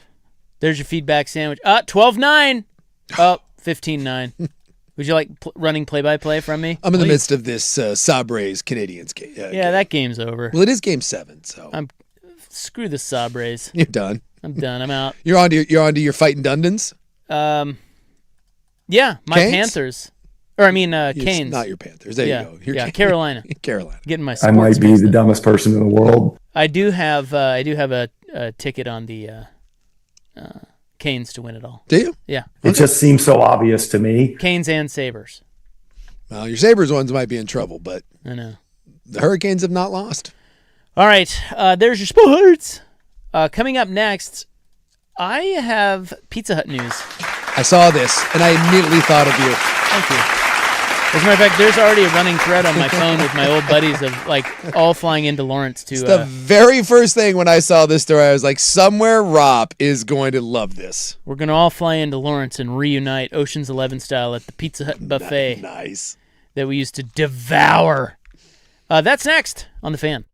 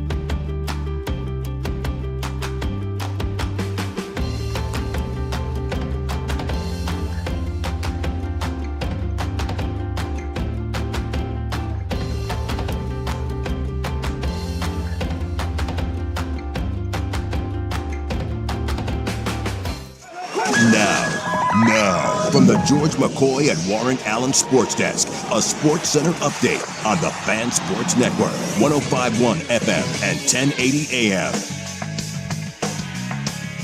This update brought to you by Big's Chicken. Try their smoked or fried wings tossed with a perfect dry rub and served with a trio of killer sauces. Menus at bigschicken.com. First on the Fan, NHL playoffs, Game 7. Montreal taking on Buffalo in Buffalo right now. Midway through the second period, Montreal up 2-0 in that game. Game 1, Western Conference Finals in Oklahoma City. We are at the end of the first quarter here. Oklahoma City up by 2 over the Spurs. Later on tonight, Portland Fire taking on the Connecticut Sun from the Motor Center Fire, 3.5-point favorites in that game. Pelicans, they have hired former Magic coach Jamal Mosley to be their next head coach.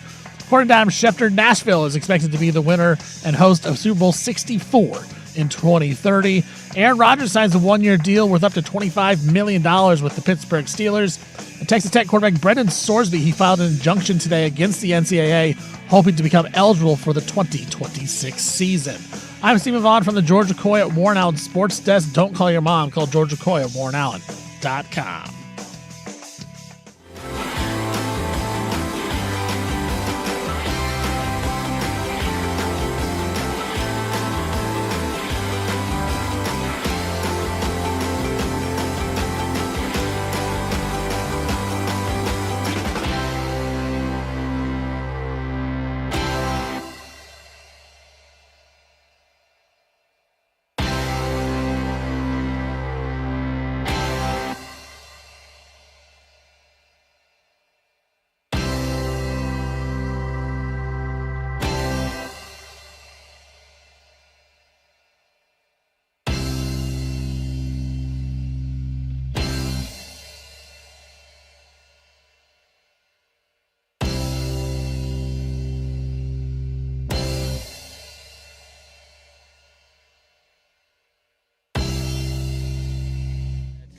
Steven is being sabotaged. At this point, it's the only thing that makes sense. Yeah.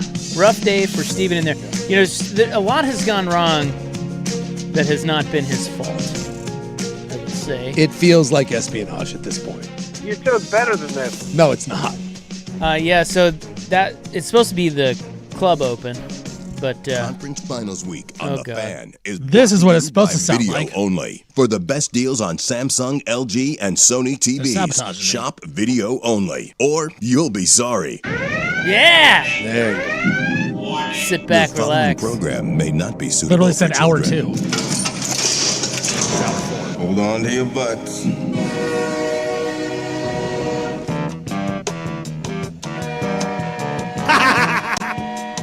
As the sun sets over Slabtown, in the shadows of the Fremont Bridge, a club comes to life where you can let your freak flag fly. There's a new fiesta in the making as we speak. Full kegs. Everybody's gonna be there. You ought to go. The only thing that's off limits are the words you can't say thanks to the FCC. They don't know what the they're doing. Do you understand that? We've given away too much to arrive at these political compromises. Yeah. Google me, bitch. Oh no, oh no. Well, my. Are you raising your voice at me? No. Lot of people saying Sacred Heart has diarrhea. Okay, we apologize. De Leon have some conversation. Makes me sad. Okay, we apologize. It's God, time what a mess. for the club, baby. What is even On happening? 105 Yeah. and 10. Let's do that. The Fan. A lot's going down. What's going down? Wow. Well, we're here. Somehow. Look, that's probably been the hardest Oh my God. part of understanding. What is? Are you pressing buttons? Yes. Okay, I was gonna say. That is supposed to be the call sheet jingle. Remember we played that call sheet jingle, that catchy... Yeah. Yeah, it's now Tom Dundon, I think. Is this one of those things where, remember back in the day when Swag was doing Well, that's on work? me. I got rid of the call sheet jingle. I'm not very good with it. Oh, okay. I thought maybe That's Swag was doing work from home and he was actually firing stuff off live on air. Well, that happened earlier today. Yeah, that happened today with our engineers. Yeah. During my update, stuff fire off. No Wasn't me. respect, I tell you. No respect. Stuff's going on right now. I feel bad for Stevie Fire. No. I'll take blame. Look, there's what? How many segments this show? 12 segments? 12 I had about now, yeah. 4 good ones, so we got a couple left. Sometimes you take an L. Hey, it's a rough I'm outing, taking the right? L, bro. It's a rough outing. Sometimes you take an L. happens. But what you do is you get a good night's sleep. You come back tomorrow. You learn from your mistakes. That's right. And you screw it up all over again. Then you say, and this time. Then you blame someone else. Well, there you go. Yeah. Blame Odyssey. I always do. An Odyssey station. It's like the drinking Lord's Prayer, where you're like, I'll never do this again, one time, blah, blah, blah. And then at the end of it, you're like, and this time I mean it. It's the key. Starting now. Show's about to get a lot better starting now. I will say, in a somewhat related, because we are a sports show, the Thunder Spurs tied at the end of one. This feels big. Yeah. Like, watch the game. It feels like an old-time heavyweight fight, and I'm all about it. Oh, yeah. It's a heavyweight matchup for sure. There's no doubt about that. It feels like the intensity got turned up to 11. I will say, it goes though, to 11. You went to Tinkle while Wemby was on the bench. Yeah. They're going to have a problem putting him on the bench. They go right at Cornette. Yeah, well. So Wemby's going to play a lot of minutes. And if he gets in foul trouble... You're going to drink a lot of milk. It's pumping. I think you had a little Trump there when you said that. You had a little... Oh, yeah. Yeah.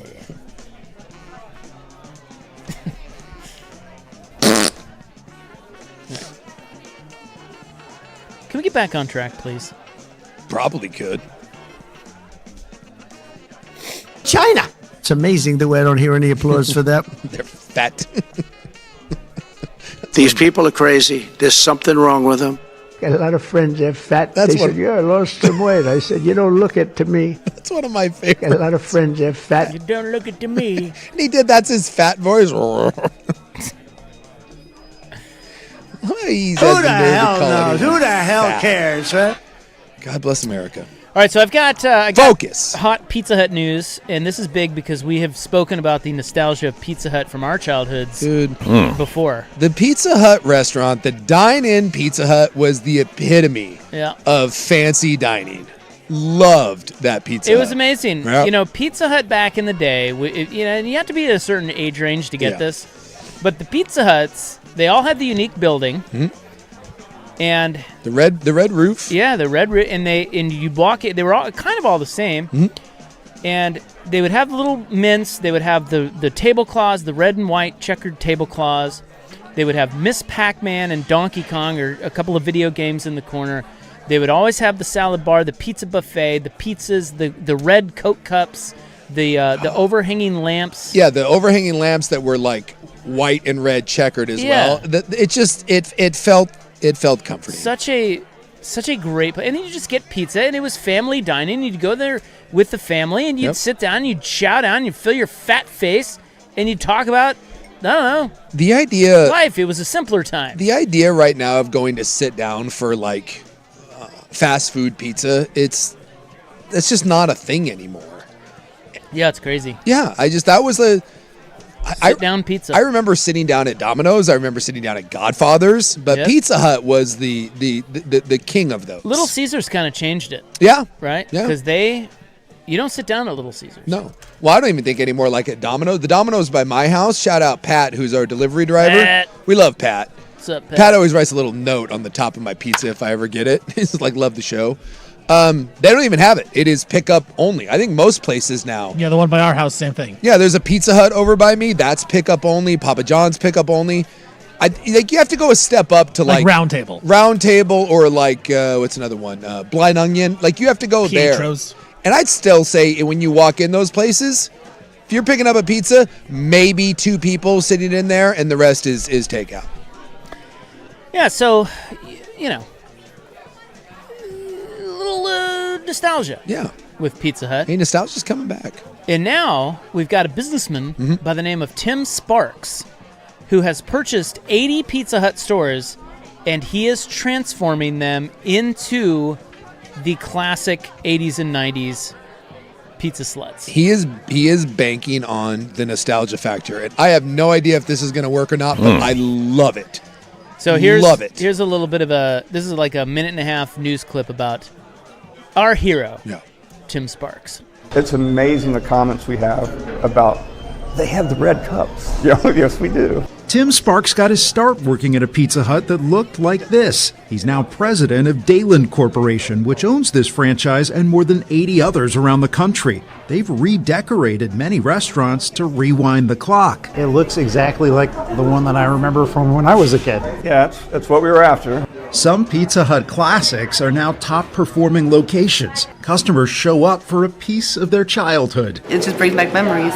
to share with their own kids. When you finally find something that tastes how you genuinely remember it tasting, like, you can't let it go. People come from 2 and 3 hours away, and I'm not making that up. More restaurants are serving up nostalgia. Franchises like Burger King and KFC returned to old-school logos and packaging in recent years. That even brought back Pac-Man. But for Sparks, this is much more than a game. It's a mission to rebuild places where families can connect. If we could get them in here as a family, they do tend to put their phones down and actually have conversations and speak with each other. I'm not going to tell you I know how to fix the world, but I do think that family is a good place to start. He hopes to renovate more of his restaurants as long as he can find enough of those lamps. They're hard to get? Yeah, they're almost impossible to get. A familiar taste. Well, cheers. Cheers, bro. Bringing people together. Just like I remember it. There you go. I love that. Dr. Sparks. And I want those to work. Yeah, me too. If there was a Pizza Hut by me that was I'd go. one of these, I'd go. Yeah, Did he for claim sure. Pizza Hut may save the world? I'm pretty sure he did. One Pizza Hut at a time. Well, I do think that there is a, he said it, there's a push for nostalgia. I do think, and I don't know the long-term viability of this, because for people like us, we would go. How many times would you go? And would anyone besides people our age go?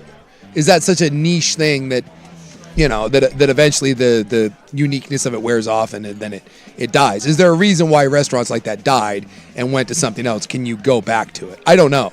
But that's why I said I want this to succeed, but I'm not certain that the youth of America are going to think that this is as cool as we do. I think there's two keys here. Okay? One. Okay, babe. Okay. One is price. If it's super expensive, it ain't going to work. No. And so people need to feel like they're getting bang for their buck in there. And two, the pizza needs to be good. Yeah. And their pizza, look, come on, man. Pizza Hut back in the day was the best pizza on the block. Yeah. But I'm from a town of like 50,000 people in the middle of Kansas. Better pizza now. There is so much better pizza now. Yeah. It's not even close. And I hate to say that because I have a soft spot in my heart for Pizza Hut. But its pizza is not even close anymore. So you got to upgrade the pizza. You also wonder, too, if this works more in maybe a Midwest sort of small town-ish vibe. Than it does in a major city. Because if you're sitting there and you got Ken's Artisans and you got Ranch and you got, it's... But he's not trying to compete with that. But you still got to have good pizza at a decent price. Got to have something. Because honestly, if that'll be cool to go back to the old Pizza Huts. Yeah. For guys like you and I, like my buddies and I who live all over the country now, but we had somebody forwarded this on and started a text thread. It's like, hey, I would fly back to Lawrence to meet you guys to go hang out at the Pizza Hut buffet. We would eat there on Saturday mornings, all hungover, just talking about last night. It was so good. We would stuff our fat faces before we started drinking again. It wasn't... And so it's like, I would want to go back and do that. Yeah. But if it was the same pizza and just the same thing, you wouldn't. I would only need a couple of times to go before I'm like, okay. Yeah, I'm going to go to my favorite pizza place. Yeah.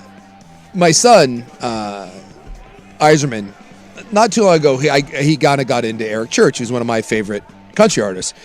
And do you have this where you kind of have to explain sometimes song lyrics to your kids? Like if they're singing about something that's nostalgic, you'll be like, why is he... So there's a song called "Give Me Back My Hometown," and in there he's talking about breaking up with this girl and saying that my friends want to get together at the Pizza Hut, and he said I don't have the heart to tell him that was our place, and he's like, the Pizza Hut was his place with his girl, and I was like, I had to explain to him, like, buddy, like the Pizza Hut back in the day. You have no idea. You have no idea. Like, I was like, that is a real thing. And he couldn't, he's like, no. And I'm like, yes.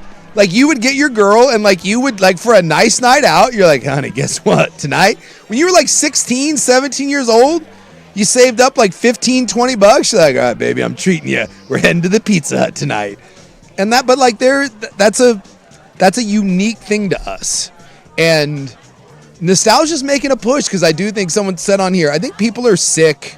A certain group of people aren't real thrilled with the way the world is going right now. So I do think that there is hopefully a swing back to maybe some simpler times because the Pizza Hut is a simpler time. And also it can't be when you go to it, and I love Ken's Artisan Pizza and some of the really good stuff, but dude, it's $50 for a pizza. You know, yeah. And not everyone, I mean, Ken's can be the best pizza, whatever your favorite pizza here is at Pizza Shoals, whatever your favorite pizza is.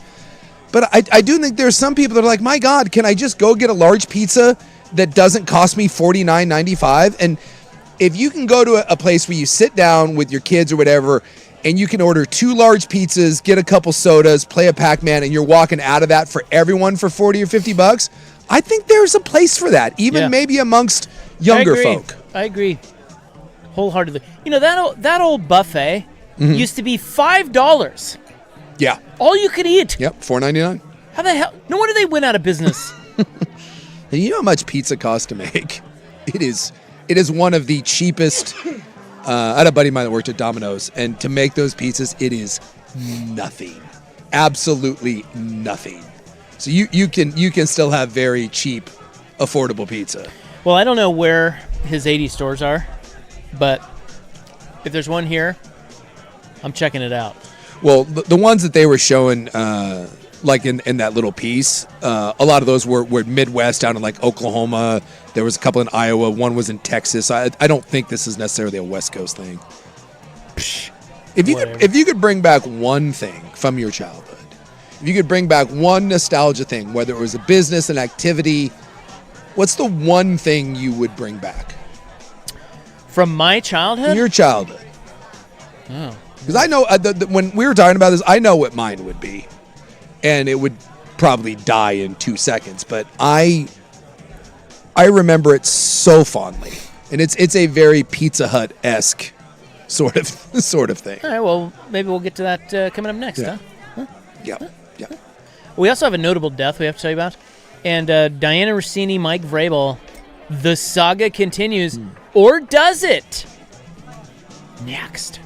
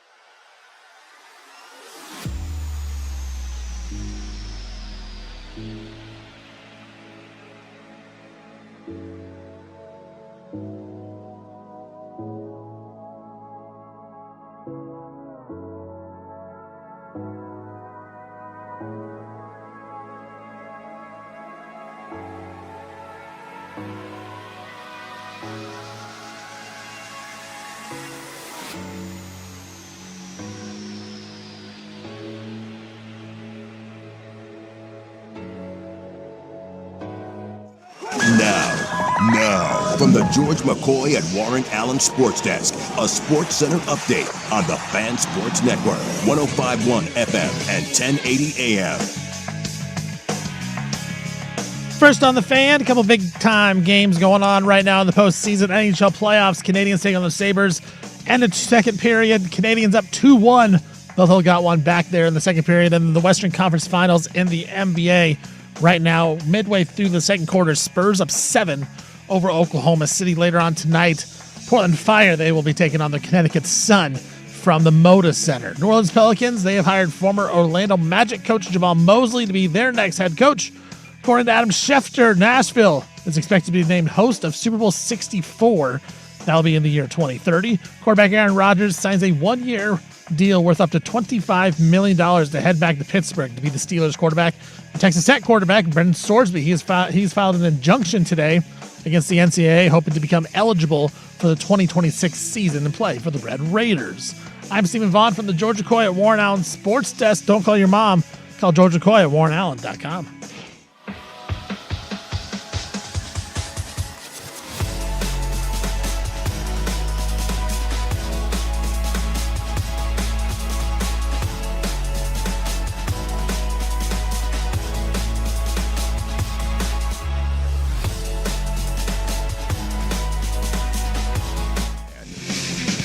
All right, you asked if you could bring back anything from your childhood, what would it be? Because we were talking about the Pizza Hut story. I guess Pizza Hut's making a comeback. Yeah, someone said Saturday morning cartoons, sketchy roller rinks. Wait, don't they still have Saturday morning cartoons? I don't think so. Well, I mean, it's a hard question because You have it's the like, Cartoon Network now, so. but am I a kid or is it me now? Well, I mean, yeah, you Saturday morning cartoons wouldn't do anything for you now. But I do remember that fondly as a kid, like watching Saturday morning cartoons. Yeah. But now that wouldn't do anything for you now. That was always fun. I think the thing that I would bring back, it wouldn't do me any good now because I'm an adult. Yeah. But for kids, just the idea that you are to go outside and figure it out. Yeah. Unstructured The old activities. Yeah. Be back before dark. sort of Riding your thing. bike around. Yeah. I mean, nothing better, man. No, that was a lot of fun. It was so fun. Yeah. And Lord knows what the hell you were going to end up doing, but you'd always find something. Yeah. You're right. It would be impossible now because of cell phones and all that. But yeah, the idea of riding your bike around and then finding the other kids' bikes Yeah. And I know this is like hanging out in front of a convenience store. Does anyone? Quick Trip. Is that still a thing? Does If anyone? you're homeless. Yeah, kids don't loiter anymore, but I guess you got better things to do. But yeah, I remember loitering quite fondly. I guess that's what I do at bars now. But And then we'd go in and occasionally rip them off. Feel so badass. I stole a Snickers bar. Feeling good. Could totally afford it, but yeah, I didn't want to pay for it. I've never once, and you're right. It's now just become a homeless thing. You know, the homeless loiter in front of convenience stores, but you don't see the kids anymore. No, that's what we used to do, man. Yeah. You would get on your bike, you'd be like, hey, hey, what are you doing? You'd go down to your friend's house and you'd see his bike. You'd be like, all right, he's home. I'm going to check it. Hey, come on, let's go. Yeah. Where are we going? I don't know. Let's go up to the Quick Trip. Figure it out. You go up to the Quick Trip. Ours was a plaid pantry. Yeah, right. Yeah. You moon some cars. I remember one time we were mooning cars at the Quick Trip, and I mooned my mom. She didn't see it, though, thankfully. And again, it's completely obsolete now. There's a couple of them that are nostalgic, but they suck. They're not any good to go to. But I miss the old arcades. The amount of time they're right by where I used to live. You could cruise on up there. There was an arcade and a pool hall side by side, and the amount of school days that I skipped to go sit at that. You could get $10 and you could go play at the arcade. And then when you had like $1 left, you could just mill on over to the pool hall and play quarter games of pool. Yeah. And so if each one of you saved $1, we could sit there and we could play pool for a couple hours. None of us are any good, but I miss arcades and pool halls. And I know that technically there's still a couple pool halls roaming around Portland, but they're not the same. But yeah, mine was arcade. Why aren't they the same? Is that just because you got older? It's probably because you're just older. Because they have arcades and... Yeah, they're not... But now I don't know how to... Like, the two arcades that are there in Portland, I don't know how to... One, the games stink. And obviously it's adult themed and it's just leaning into nostalgia, but it's not done well. I've yet to be to one that actually feels like one of those old arcades. They're just not done well. So the arcades, they don't have the old retro games? No. Like Donkey Kong and... No, like there'll be like maybe 1 or 2 games that you actually want to play. And I'll remember like 50 games from when I was a kid. Like just give me like 4 or 5 of them. You go into that place and it's just it's not the same. It seems very cheesy now what they've redone. If there was one that actually was like the Wonderland was the one by me that actually was a recreation of that, I would go in there. And I used to just love that as a kid. Wonderland, and then there's a crappy pool hall right next to it that I used to just absolutely love. That was like my favorite thing to do as a kid. And again, I just don't think anyone, like, one, the games are all cheesy now and you've got PlayStations at home and people have way cooler stuff on their phones. So I know none of those things would ever work. But I guess maybe part of it too is just hanging out. Like, that I guess I miss that. I miss that. What do you want to do? I don't know. You killing some time? Oh, let's just go hang out. And the arcade and the pool hall were the best. You play a few games and then you're like, I think I'm going to sit out and go get a slushie. Yeah. But I'll be right back. Now you just got too much. I mean, there's just too much to do. I mean, your phone has more entertainment on it than any of those places. I just think those are kind of I don't think you can put a lot of time and money into those places like ground control and all that because it's such a niche thing. I don't think you can really invest in it. It's basically just a place for you to like, here's some very average food. You'll have a couple beers and you're going to feel nostalgic for 30 minutes and then get out of here. Yeah, well,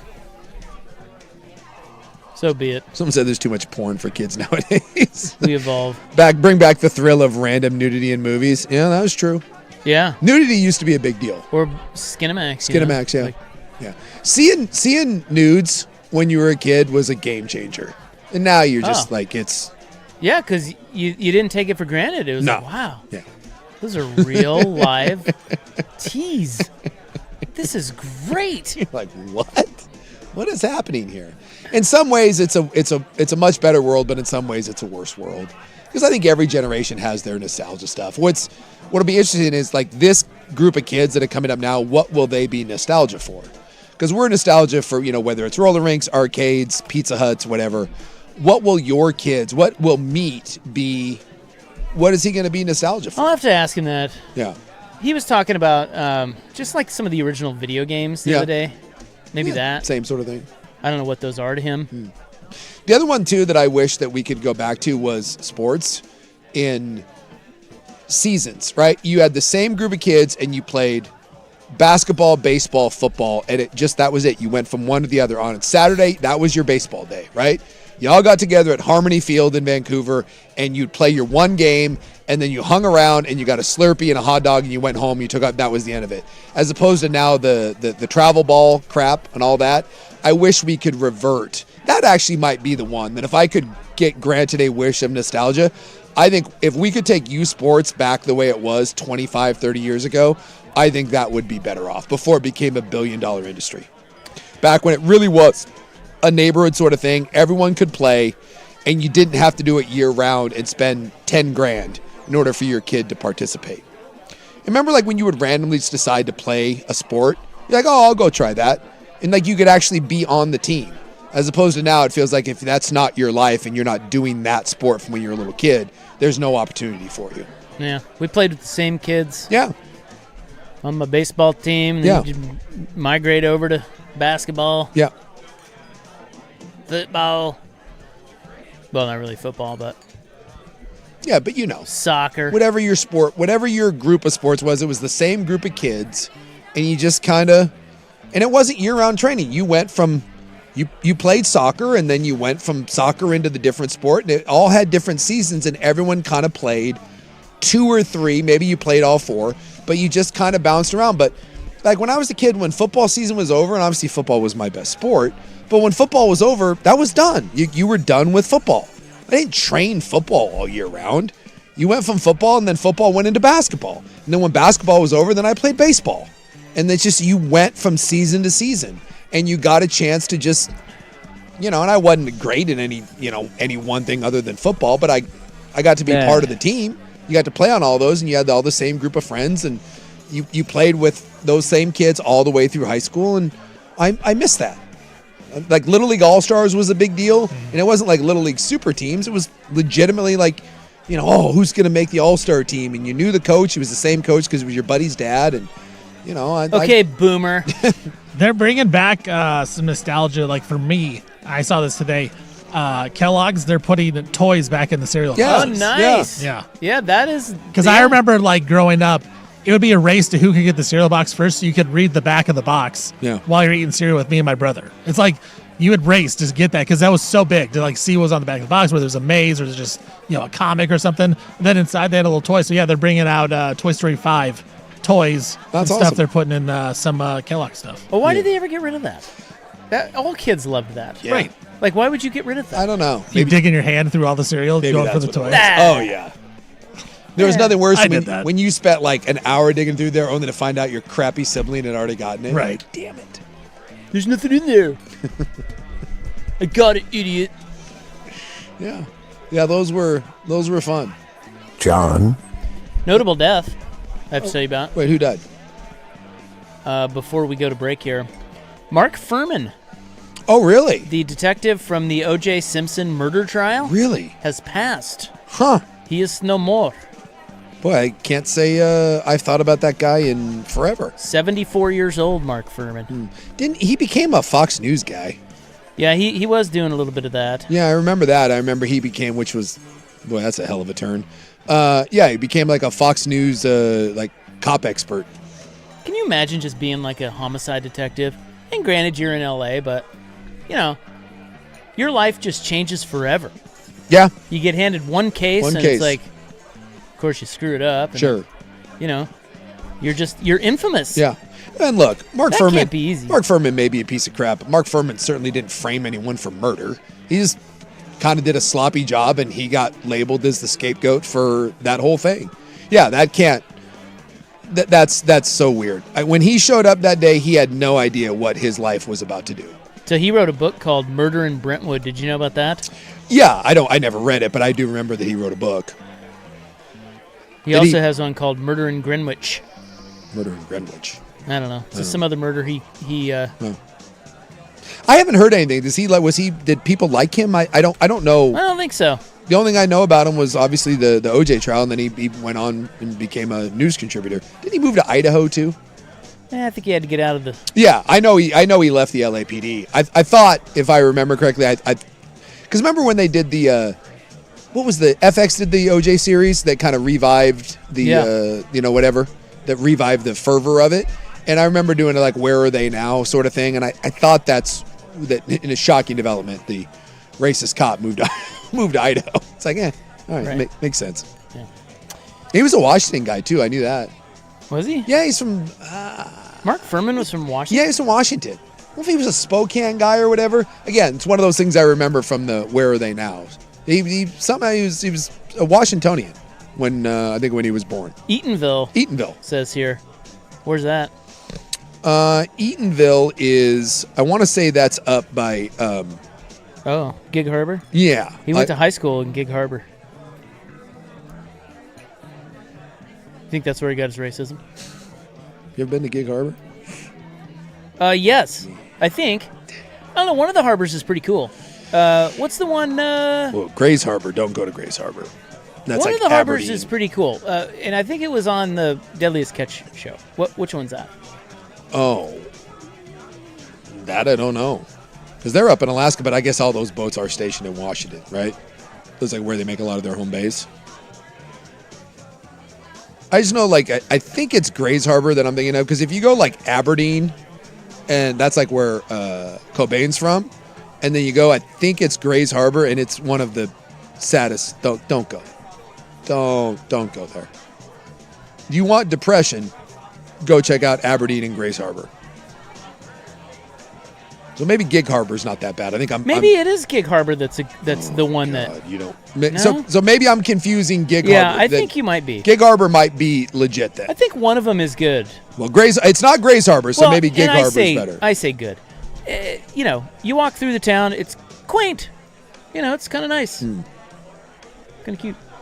When I was at Gig Harbor, they had the world's worst mall, and the big highlight from the mall was Tom Cruise came there once on a contest for like Mission Impossible. Cool. It was the saddest mall you've ever seen in your entire life. Yeah, but Tom Cruise was there. Tom Cruise was there, and they would let you know about it. Yeah, Gig Harbor's Gig Harbor's the one that's just up there, like that's Tacoma Federal Way, so that's going to be the nice one. Yeah, it's not bad. I think it is Gig Harbor. It was featured on. That's where one of the boats from the Deadliest Catch. Yeah, and my wife and I were up there because her father used to live up that way, and we enjoyed that little town.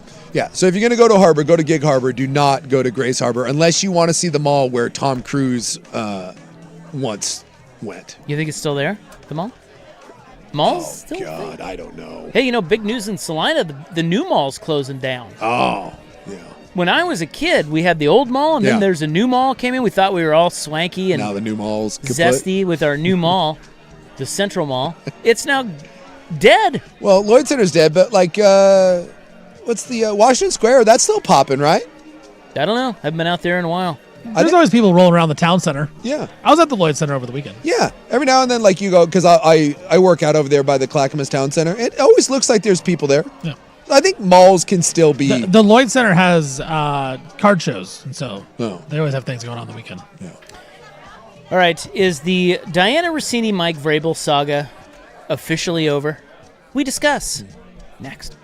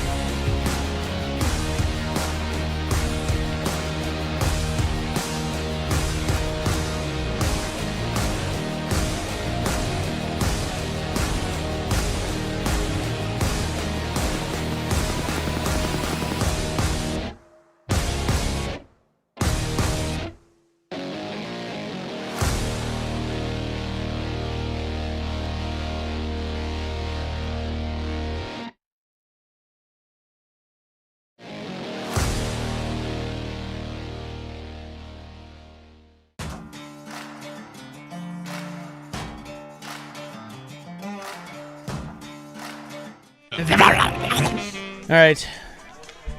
As Steven has been telling you, it is a big sports night. We're monitoring. Got the Canadians leading my Sabres 2-1. Yeah. They are in the third. Officially, 14 minutes left. Here we go. Let's go. Big push. Time for the big push. The big push. And then we've got the Spurs leading the Thunder 51-44 at half. More importantly, someone here has the Spurs in 6.5, so, just keep this going. Don't got to win. Just cover, boys. And then, of course, we've got the Fire tonight. Our Fire. Favored for the first time all year. Oh, my God. Did you see that? I did not. Something happened in the Sabres game. Let's watch this replay. Did goalie get taken out? Yeah, he sure did. Looked like he did it like a flip. He's looking. Landed on his head. He's looking around for the penalty. Screw that guy. Goalies have all that gear, and then anytime anyone bumps into them, they act like an NBA player, and it's despicable. Like, hockey players have to be tough, but I swear to God, goalies are giant candy asses. Oh, off the bar. Wow. Okay. Boy, all right, focus. Sorry. Oh, yeah, he took a hip check. Oh, get up.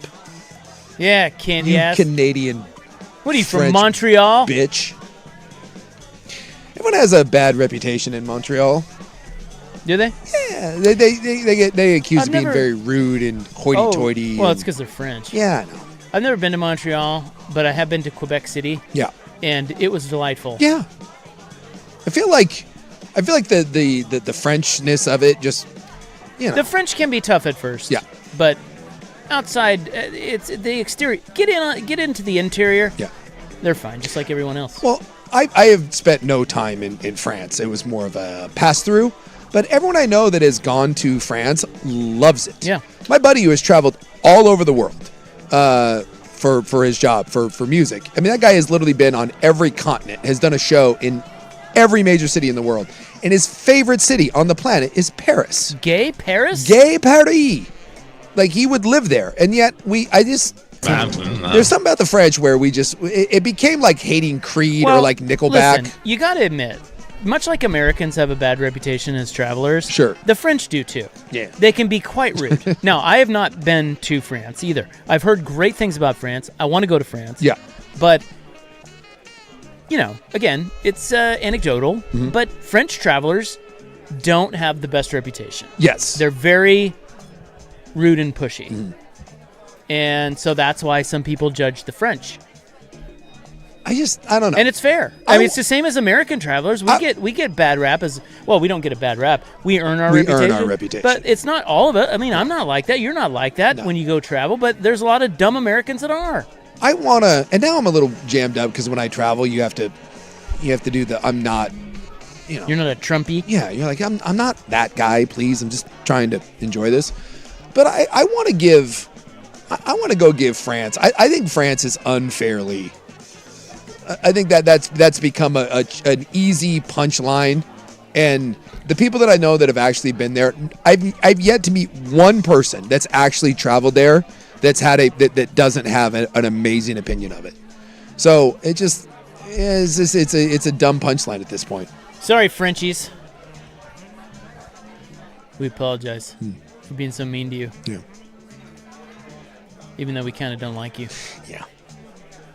And you can be off-putting. We get that in that whole thing, like they're a bunch of candy asses, even though like we wouldn't have a country without the French. Right. Just saying. I'll tell you what, their language is awesome. Yes. I want to speak French. I guess I could. It's probably the most beautiful of the languages, right? If you're a guy and you've got the French accent, come on. All right, where was I going to go with this segment? I don't know. Who cares? What were you talking about? What were we saying? There it is. Sabres tie it up. 2-2. Yeah, we were talking about the night in sports, and then you had something. What a puck play. He had the old puck. Did you see that? They ran the goal play. And you've been calling. One guy, been calling for the goal play. Well, I know this game like the back of my hand, and the one guy passes to the other guy, and he put it right in there. Like, why don't they just do that more? Jeez. Run the touchdown play. Do it now. Well, it's the Rossini-Vrabel thing. Oh, that's what you were going to do. Well, so there's a story on TMZ today. Is that not dead yet? I need my Rossini-Vrabel news. Yeah, you do love it. And I scroll TMZ for it. I'm not going to lie, I do. Because TMZ's all over it. That and Page 6. Yeah. But the latest one may be the last. I mean, I don't know. At what point is it non-news, okay? Sure. When I tell you what they're reporting. Okay. So the TMZ story today about Rossini and Vrabel is Diana Rossini appeared unbothered by the recent controversy involving Patriots head coach Mike Vrabel spending Saturday evening out in New York City with her husband before attending a Bruce Springsteen concert. She appeared. That's the news? That's the news. If we're waiting for the moment that they Fonzarelli that bitch, this may be it. We may have gone too far. Per photos published by the Daily Mail, Rossini and her husband spent the evening dining with a large circle of friends at Bourbon and Branch Bar in Midtown before making their way to Madison Square Garden. One eyewitness source told the outlet they were having a great time. They continued, they were having a blast with a big group of friends, lots of food and drinks ordered to their table, and they were very carefree given everything that has gone on. Is it possible that he just likes being a cuck and then all of this is... Well, that's, it is possible. It is possible that it's an open marriage. Yeah. Maybe it's as simple as open marriage. I truly think that she went to him and was like, look, I might have to do a few things if I want to get up in this world and be the top reporter. And he's just like, I want to watch. He's like, awesome. He's like, that's great, babe. I'm going to post up Spy versus Spy style and watch the hell out of this. He's got a trench coat on and... Yeah. You know, I guess my wife naked and Vrabel naked. Awesome. There's a Twitter account that rates cuck chairs in hotels, and it's amazing. It's amazing. It's one of the great follows. And there was a Nashville hotel, and it was the most devious thing I've ever seen. The cuck saddle instead of a chair, it was the saddle facing the bed. Oh, maybe they're into it. Don't judge them. A witness source told the Daily Mail that both Rossini and Goldschmidt appeared to be in good spirits throughout the evening, with their group energetically sharing drinks and plates before the concert began. Well, if they're energetic, then... There were no visible signs, according to the witness, that the couple was struggling despite being tied to a controversy that continues to create buzz around the NFL. As we've previously reported, Rossini... Anyway. Yeah. So that's a non-story. It's they went out and went to a show. Cool. Are we? When do we stop reporting? It's got to be because we're waiting for the husband to get angry or whatever. It's not happening. However this went down, he apparently is fine with it. Maybe he's cool now because he gets to sleep with whoever. I don't know. Poldy, you don't get to tell me what to do ever again. What if he's sleeping with Vrabel's wife? Now that'd be great. You know what I mean? They just swap him. Yeah, maybe do a lot. Everyone's in on it. Swapping is a thing. It's called swinging. Get the pineapple out. All right, everybody have a great night. We're back tomorrow at 3 Pacific. Good night.